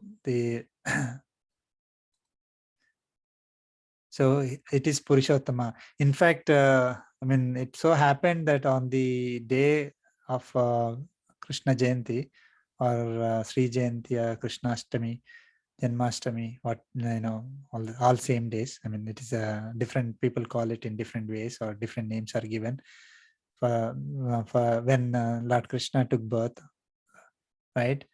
So on that day, this sloka was sent. The meaning for this sloka was sent. So he revealed himself as Aham Paramatma, Aham Purushottama. I am the supreme. I am the one that is declared as supreme compared to everything else. I am the one who is pervading everything, supporting everything. So, that's how he revealed himself to us on that day.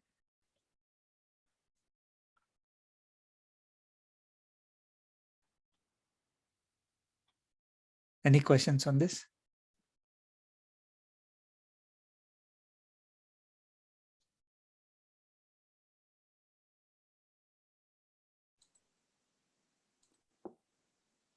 Good, Anand. Thank you.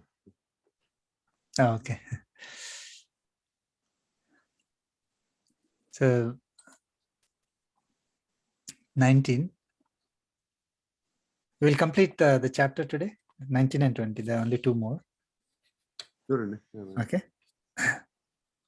Okay, thank you. Let's chant. Yo mameva masammudho Yo mameva masamnodho janati purushottamam janati Purushottamam sa sarvavid bhajati mam sarvavid Sarva bhajati Vibhajati Mam sarvabhavena bharata. sarva bhavena Sarvabhavena bharata. Bharata Let's chant together.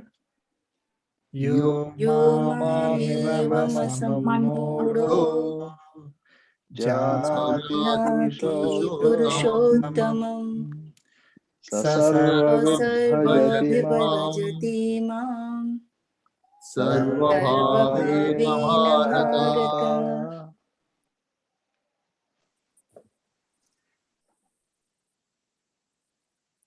Yaha mam evam asammudaha janati purushottamam. So whoever knows me, okay, whoever who is free from delusion, asammudaha, who is free from delusion, knows me like this as Purushottama. So he declared himself as Purushottama, right? And he declared what is Purushottama is is superior compared to everything else. He's supporting. That's the definition he gave, right? So whoever is free from delusion knows me as Purushottama. Saha, that person, Sarvavit bhajati mam sarva bhavena. So Bharata is he's addressing Arjuna. So that person, Sarvavit, knows all. Sarva bhavena bhajati mam. So that person worships me by all means. Okay. See, we told you, right? Like, unless we know the greatness of a person, we don't get that kind of a respect, right? Like if let us say somebody, let's say President of America is right next to us and we don't know, we just don't care. I mean, he's like any other person, or movie actor, or cricket player, or some basketball player, or whatever. I mean, if you don't know that person, we don't really care. And suddenly, if someone says, "This is a person," then immediately we'll become, "Oh my God!" I'm so, and then we start talking to that person or paying respect, or basically taking autograph, or our behavior changes completely. So whoever, if we don't know about Paramatma, okay, Purushottama, then we don't pray to that God. We don't pray to God. Whoever knows me, okay, as Purushottama, okay, they know all, okay, and they worship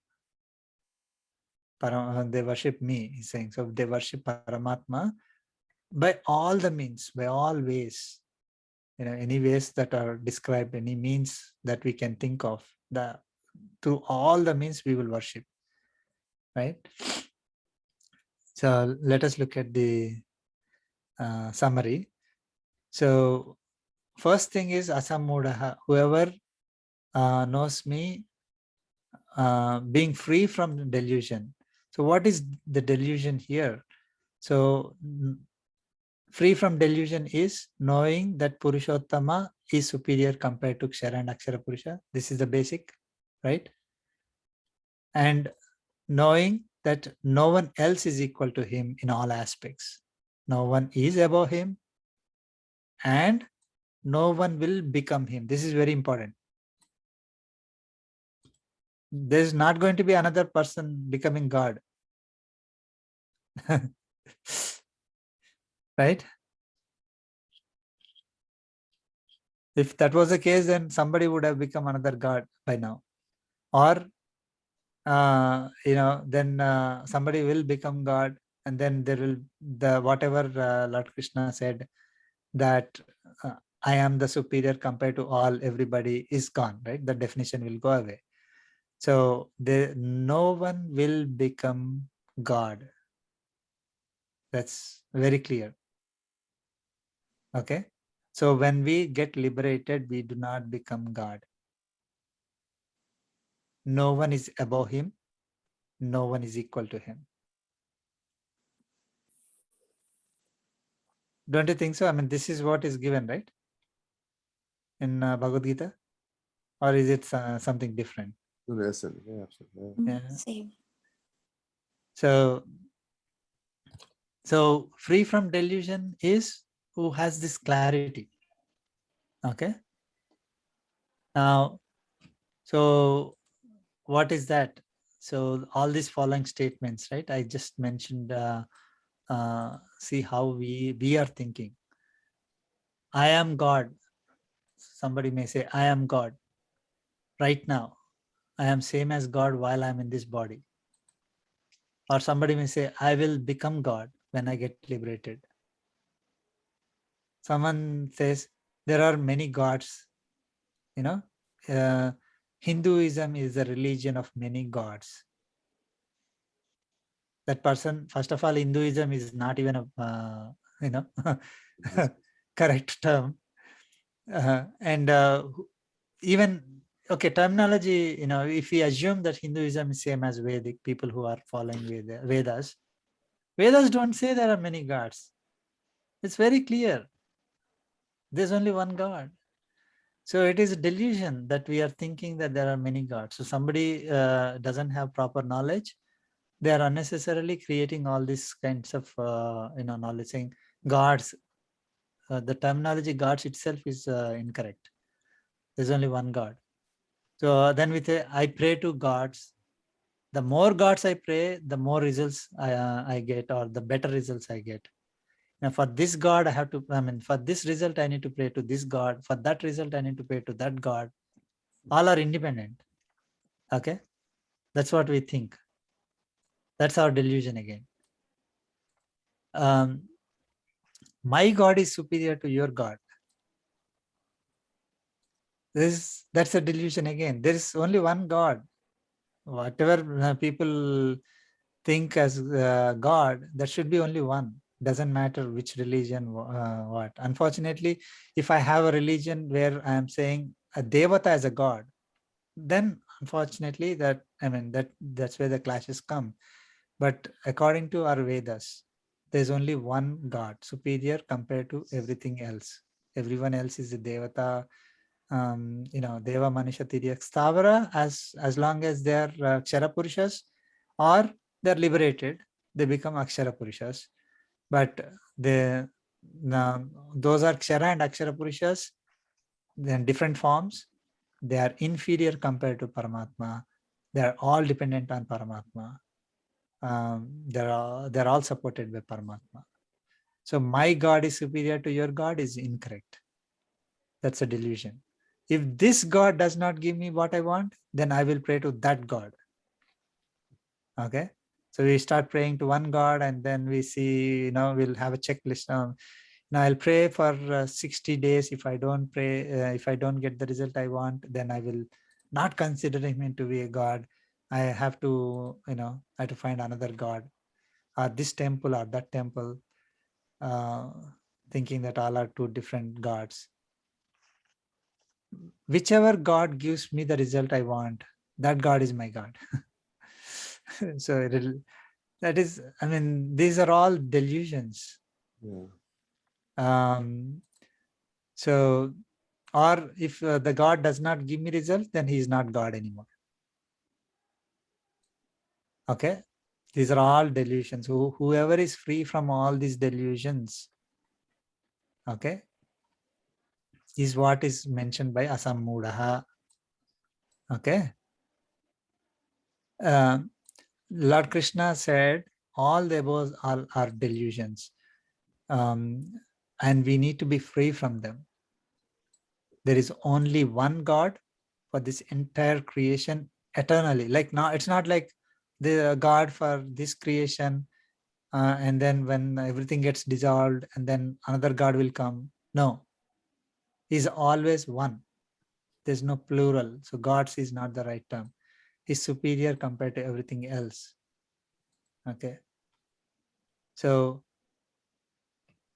if someone says, my God is superior to your God, then whatever God he is referring to as our God is probably a Devata is calling. If he's saying, my God is superior to your God, and if he's referring to our God, then we know that, both are equal. There's no such thing as superior. One God is superior over other. There's nothing to fight over that. So Lord Krishna said the following. So far he said, he created and is creating and will create all of us by placing us in various bodies, right? He's pervading all of us. He's supporting all of us. He is the reason for our survival. We went through those slokas. He's controlling everything. He's giving us all the abilities. He's giving all the results to us. Again, all these are based on the slokas, right? So if you put the same thing in a different form, right, in a different way, so I is referring to ourselves, and so we'll start the same thing with that. So I am always with God. I am always related to God. I am always belonging to God. I am always supported by God. I am getting all the results from God. I am surviving due to God. I am pervading my body because of God. I am always dependent on God. I am always experiencing God. I am always praying to God. I am always serving God. I am always having my goal as God. Right? So this is how we need to be. Last sentence is it has gone towards God. My goal. God is our goal. Towards God, right? I think To reach God. as means that again. I think I don't know. I'm interpreting that. I'm thinking that I'm kind of God, right? That's it. To reach. See, the thing is that reach God is also like he's always with us only. So reach. So we always say reach God means we don't want to enter into another body where we will forget God. We will think that we are not with God, right? So that's how we say reaching God means it is not like God is not with us. God is with us only. Yes. Okay. Yes. We will reach a stage where we will always remember that he is with us. So if I am taking let us say a body, human or some animal form or whatever, there's a possibility that I may forget, right? I don't know that he's with me. So my ignorance will tell me that he is not with me. So reaching him means I do not have that ignorance. So I will always think that I am with him. So that's why I'm saying that I'm reaching you. Okay. Yeah. So always having my goal to reach God.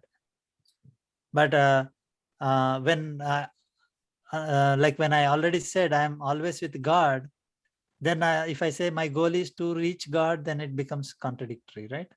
Yeah. So that I mean, as long as we understand it is okay. Like always having my goal as God means that I always want to serve God. I always want to be in a state where I experience God.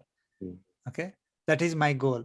See, I'm always experiencing God is okay. I mean, if I'm able to do it for while I'm speaking, that for example, right now we are experiencing Him, but as soon as we go out, then start forgetting, right? So my goal is to be always, no, like not during the 2 hours, but always be with God. So that is our goal. So yeah, the English is not, I mean, not powerful enough to say that. I don't want to at all because I'm feeling like I'm kind of God. That's why. That's second. That's why. No, this is not. I mean, that's why I am always related to. I'm always dependent on God, and my goal is to be with God always. I mean, it's again here, but to reach a stage where I do not be away from God. Yeah. Away from God in the sense in my own mind, not that God is going to go away, from me. Yeah. No. It's only our perception that changes. So I mean, there is the reason why I mentioned all these things is that if you don't say all these things, it becomes I am God, right? Yes. So when when we hear something or somebody says that I am God, is what is there in the scriptures, we need to know that these are the relationship is hidden in that. So then there is no contention, there is no fight over things. Okay. So no need to get worried about that. That oh my God, there's something is totally different. It is the relationship is not explained or not explicit when somebody says that, and in some cases they explicitly said that the relationship. And Bhagavad Gita is very, very clear. He is different from us, different in the sense he is distinct from us. Okay, and he is superior compared to us. If that was not the case, if I am God, he wouldn't have said that, right? He would have said that all of you are God. I am you. He didn't say that. It could have been easy to say that, but he didn't say. He said Purushottama. I'm Paramatma to all. I'm pervading all. Purushottama. I'm Purushottama. I'm superior compared to all. So he's always united with us. So we are together as one, no matter where we are. And he's superior and distinct from all of us. Again, no matter where we are. Whether we are in inferior bodies or whether we are in divine bodies. Whether we are in this samsara or whether we are liberated. So he is always superior compared to us.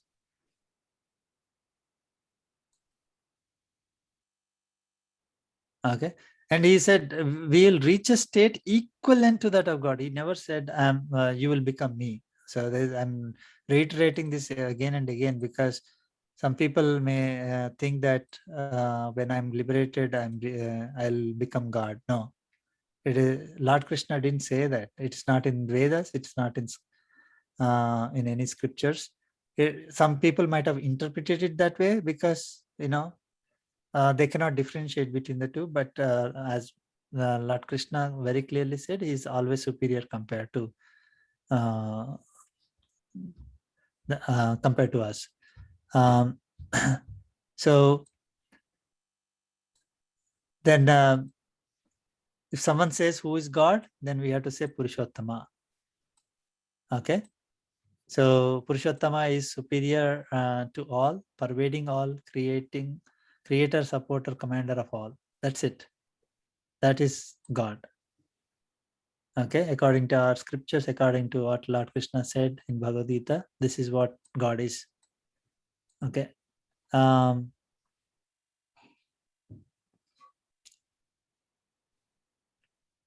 So he said, the one who is recognizing Purushottama,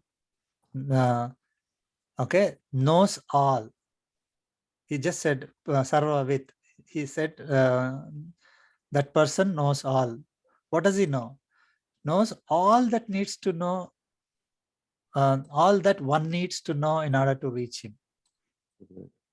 Again, I mean, I'm saying reach him is a state where we will not forget that we are with Paramatma, right?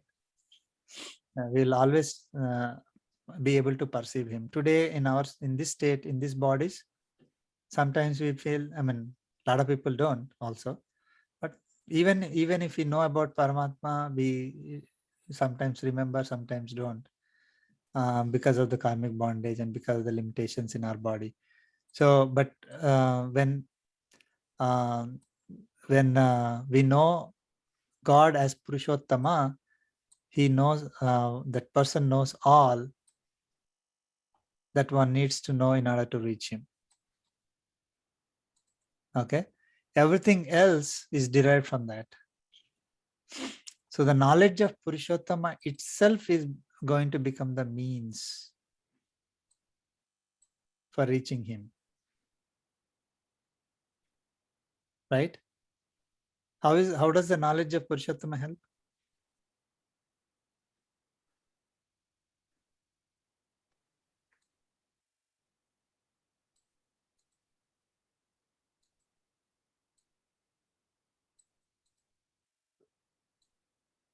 If we know his greatness, right? Then we'll do everything for him. You know, everything else is so inferior compared to him. So we will be on his path. We do everything for him. That's again, he's saying here, one who knows Purushottama worships God by all means. So he will always be serving him only. I mean, once we like, let us say, once we know somebody is really superior compared to everything else, and we want to reach him, right? We will do everything for him. We will do everything as his, as his service. So that too, one serves, like this person who knows Purushottama, the knowledge, who has a knowledge of Purushottama. That means, supreme. He's supreme. He's superior compared to all of us. He's pervading us, and like this is the definition, right? Superior, pervading, and is a commander. So once we know, then we serve God with whatever means of worship that are prescribed in the scriptures. We always worship him, and we serve all as service to God. So we'll always be serving him only. We'll be worshipping him only. Either him directly, or we'll be worshipping, say, devatas. But we know that we are worshipping God through the devatas. We are offering to God through the devatas. When we are serving, let us say, human beings, we are doing voluntary service. We don't think that I'm serving this person, that person. We'll be thinking that I am serving them as service to God, right? So we are always in the service of God only. So we are always worshipping God by all the means. That also includes, we can also say that as Karma Yoga, Bhakti, Jnana Yoga, and Bhakti Yoga, right? So through all those, we are worshipping God only. So one who knows about Purushottama will be doing that. Now we have 8 minutes. And any questions on that? No, thank you very much, Anil. No, it's very unlike. Okay, we'll the last sloka. Iti guhyatamam shastram Iti guhyatamam guhyatamam shastram shastram idamuktam maya nagha idamuktam idamuktam maya maya nagha etad buddha buddhiman syat etat buddha buddhva buddhiman buddhiman sat syat कृतकृत्यश्च Bharat कृतकृत्यश्च कृतकृत्यश्च Bharat Bharat Let's chant together. Iti इति इति गुह्यतमं गुह्यतमं शास्त्रम् शास्त्रमिदम् इदमुक्तं idamuktam मया मया नघ etad एतद् एतद्बुद्ध्वा बुद्ध्वा बुद्धिमान् बुद्धिमान् स्यात् स्यात् कृतकृत्यश्च कृतकृत्यश्च Bharat Bharat. Okay. So finally, Lord Krishna is concluding. Anagha, oh, Anagha is sinless one, is referring to Arjuna. Okay. Iti guhyatamam shastram idam uktam maya. So this guhyatamam is the most mysterious shastram, which is body of knowledge, book of teaching, scripture or science. So basically, whatever he mentioned about Purushottama, who is Purushottama? He started from Kshetra, Kshetrajna, their, what are they and all that. And then, he talked about Atma, Jivatma, Jivas and all that. How to get that, what kind of knowledge will lead us to self-realization. And then he talked about the two kinds of Jivas. And then he called them as Purushas. So two kinds. And then he said, Purushottama, I am Purushottama. So I'm superior compared to all Jivas. So this is the Guhyatamam Shastram, the most mysterious, most valuable Shastram. Idamuktam Maya. So is disclosed or taught or told by me. Okay. Etad Buddha, by knowing this, what happens? One becomes Buddhiman and Kruta Krutyaha. Buddhiman is one becomes wise or enlightened. Okay. And one becomes Kruta Krutyaha, means he becomes one who has accomplished everything, accomplished all duties, all tasks. Okay. So what is that? So let us look at the summary.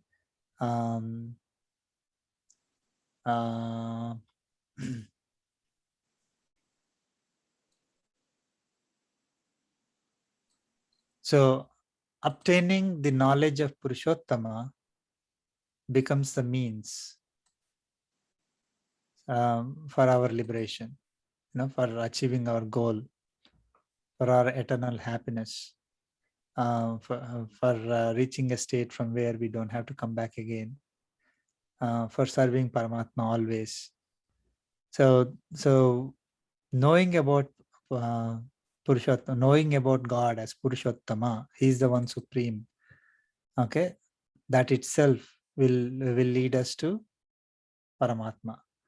So that's why the name of this chapter is Purushottama Prapti Yoga. So he said sinless one very quickly. So I mean,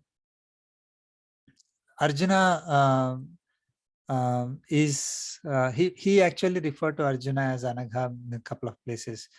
So he is not having that, that karmic bondage which prevents him from getting this message. So he's sinless in that aspect, right? One who is having lot of karmic bondage, who is impacted, who is having the Rajasic or Tamasic Guna, they cannot receive this message, right? So Arjuna, being sinless, he is fit to receive this knowledge. Okay. So this also explains why Lord Krishna did not give this message to anyone else before Kurukshetra war. Because, especially for people like Duryodhana, this is very important, right? So, who requires this kind of knowledge most?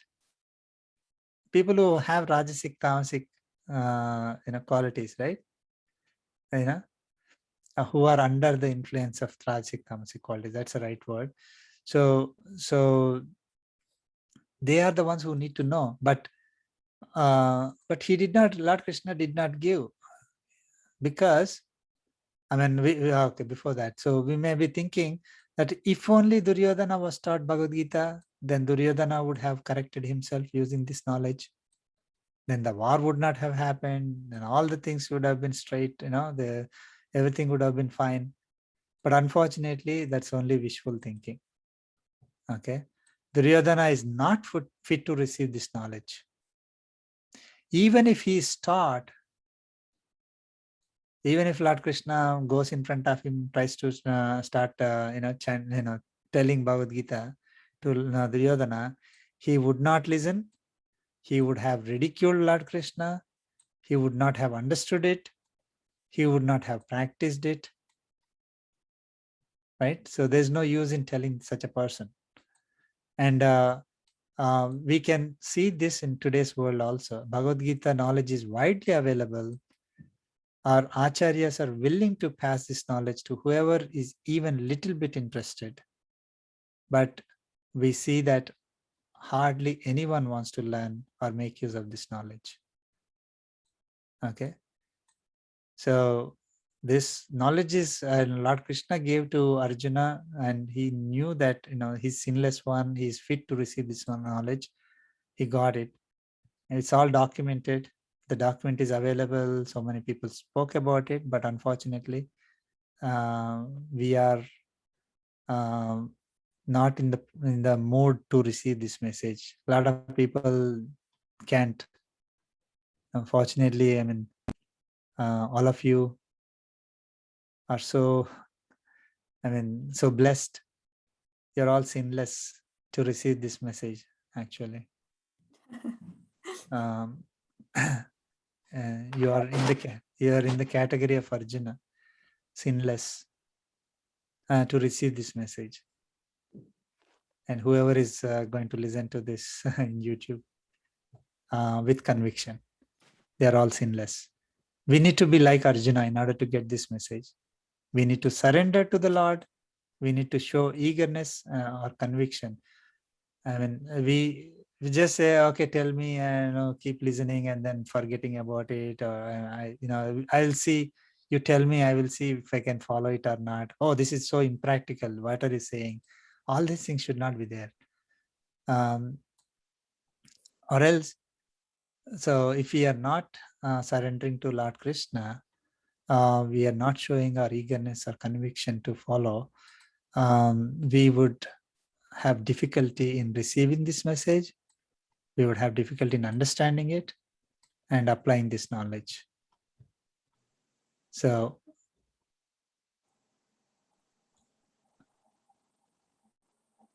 then another thing, I'm sorry, we are running over. Hopefully we'll conclude quickly. So the knowledge of Purushottama, right, gives all the wisdom to reach our goal. Just that is sufficient. Is that good enough, right? He's saying, whoever knows this, that they would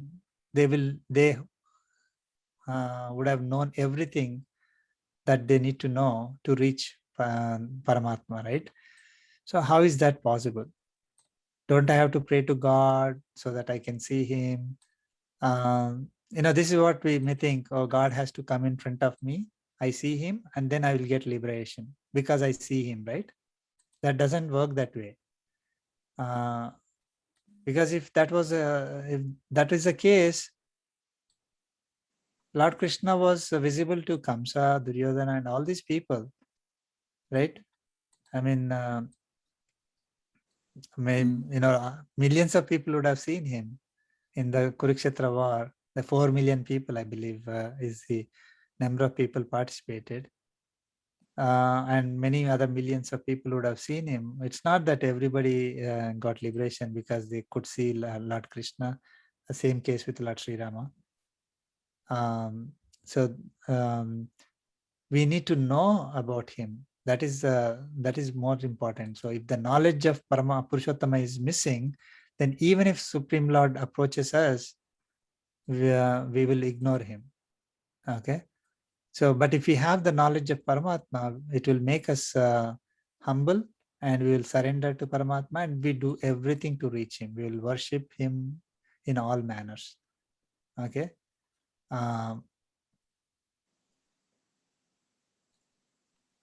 So one has the one who has Purushottama knowledge has accomplished all that needs to be done, means there is nothing more that needs to be done in order to reach him. I mean, we don't have to acquire anything more or do anything more than what this knowledge tells us to do. Okay. Or in other words, basically this knowledge will clear the karmic bondage.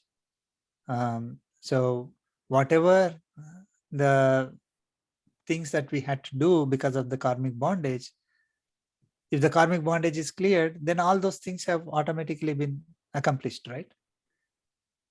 So somebody just wiped out all our duties, all our actions that we had to do because we had to go through all this karmic bondage. But because we are able to apply the knowledge of Purushottama and wipe out the karmic bondage, we would have wiped out all the tasks as well that we would have to do if the karmic bondage was still there with us. So once we have this knowledge of Purushottama, we wipe out the karmic bondage and we will reach the state of liberation. Of course, the knowledge of Purushottama will make us surrender to Paramatma, and we know that Paramatma is the one who is going to bless us with the liberation, and we will be on that path.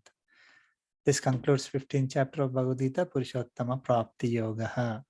And just want to say something, and I know it's running out of time, but still, I think I just want to. I mean, if Lord Krishna is telling Arjuna, in spite of that, when Arjuna is trying to run away from the war, right? I mean, yeah, still he's telling him sinless. That means all of us had different chances, right? I mean, Arjuna is also like us pretty much. I think I know he's great, but still he's running away. But still, Lord Krishna, he's calling him sinless Arjuna, and right. In spite of that, that means. I mean, we feel that sometimes, right? I mean, maybe we can't get liberation, but I'm sure all of us should have the confidence that based on this chapter, actually, even we can get liberation, right? It's not that something. Yep. And it's absolutely. It's exactly right. I think, yeah. I mean, in spite of Arjuna running away, still Lord Krishna thought that he's the rightful person to listen to this, and yep. Yeah. I mean, I think we should never be disheartened that maybe we might have taken a lot of births and we have karmic bondage. Still, I think we should have the confidence that yes, we can get liberation. Right. Yeah, Purushottama means is the best means Yeah, exactly. of all. Yeah. Actually, that is the will come in the Charma Sloka. So if we hold on to Paramatma, okay, and everything else he will take care. But if we say, I am going to do it by myself, then he will leave the responsibility to us. And it becomes difficult for us. So the thing is, we can, all of us are on the right path towards liberation. But, we may take a path that is longer, right? I mean, someone may take a path that is shorter. Taking the path of Purushottama is the shortest. The belief and trusting him, just that he'll take care of us. That's important. Yeah, Yeah, definitely. So we don't have to think that we are, I mean, everyone, every Atma is can be liberated. Yeah. Okay, it's has equal opportunity. This is that's the statue of equality, right? All of us are equally Qualified. equally qualified. So we all can receive this message. We all can practice.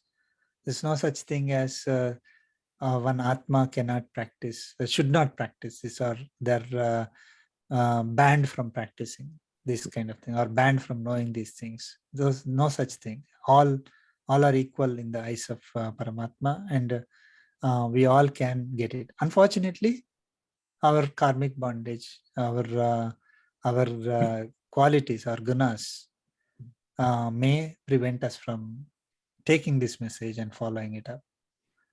But if we are able to correct ourselves, have the right qualities, if we are blessed by Acharya to get the right knowledge, the knowledge in the right, with the right understanding, then we will definitely be on the right path to liberation. Sure.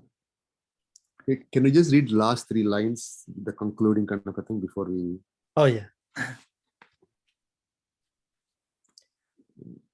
Iti Srimad Bhagavad Gitasu Iti Srimad Bhagavad Gita Gita Upanishatsu Upanishatsu Brahma Vidyayam Brahma Brahma Vidya Vidyayam Yoga Shastre Yoga Yoga Shastre Shastre Shastre Sri Krishna Arjuna Samvade Sri Shri Krishna Krishna Arjuna Arjuna Samvade Samvade Purushottama Prapti.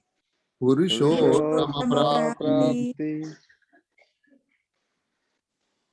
No, we'll say full Yogo time. Nama Purushottama Prapti Yogo Nama Purushottama Purushottama Prapti Prapti Yogo Yogo Nama Panchadasodhyayah. Panchadasodhyayah. Panchadashodhyayah Sri Sri Krishna Krishna Parabrahmane Krishna Parabrahmane Namaha. Namaha. Sri Krishna Parabrahmane Namaha. Jai Sriman Narayana. Jai Jai Sriman Narayana. Sriman Narayana. Jai Thank you so Sriman much. Narayana.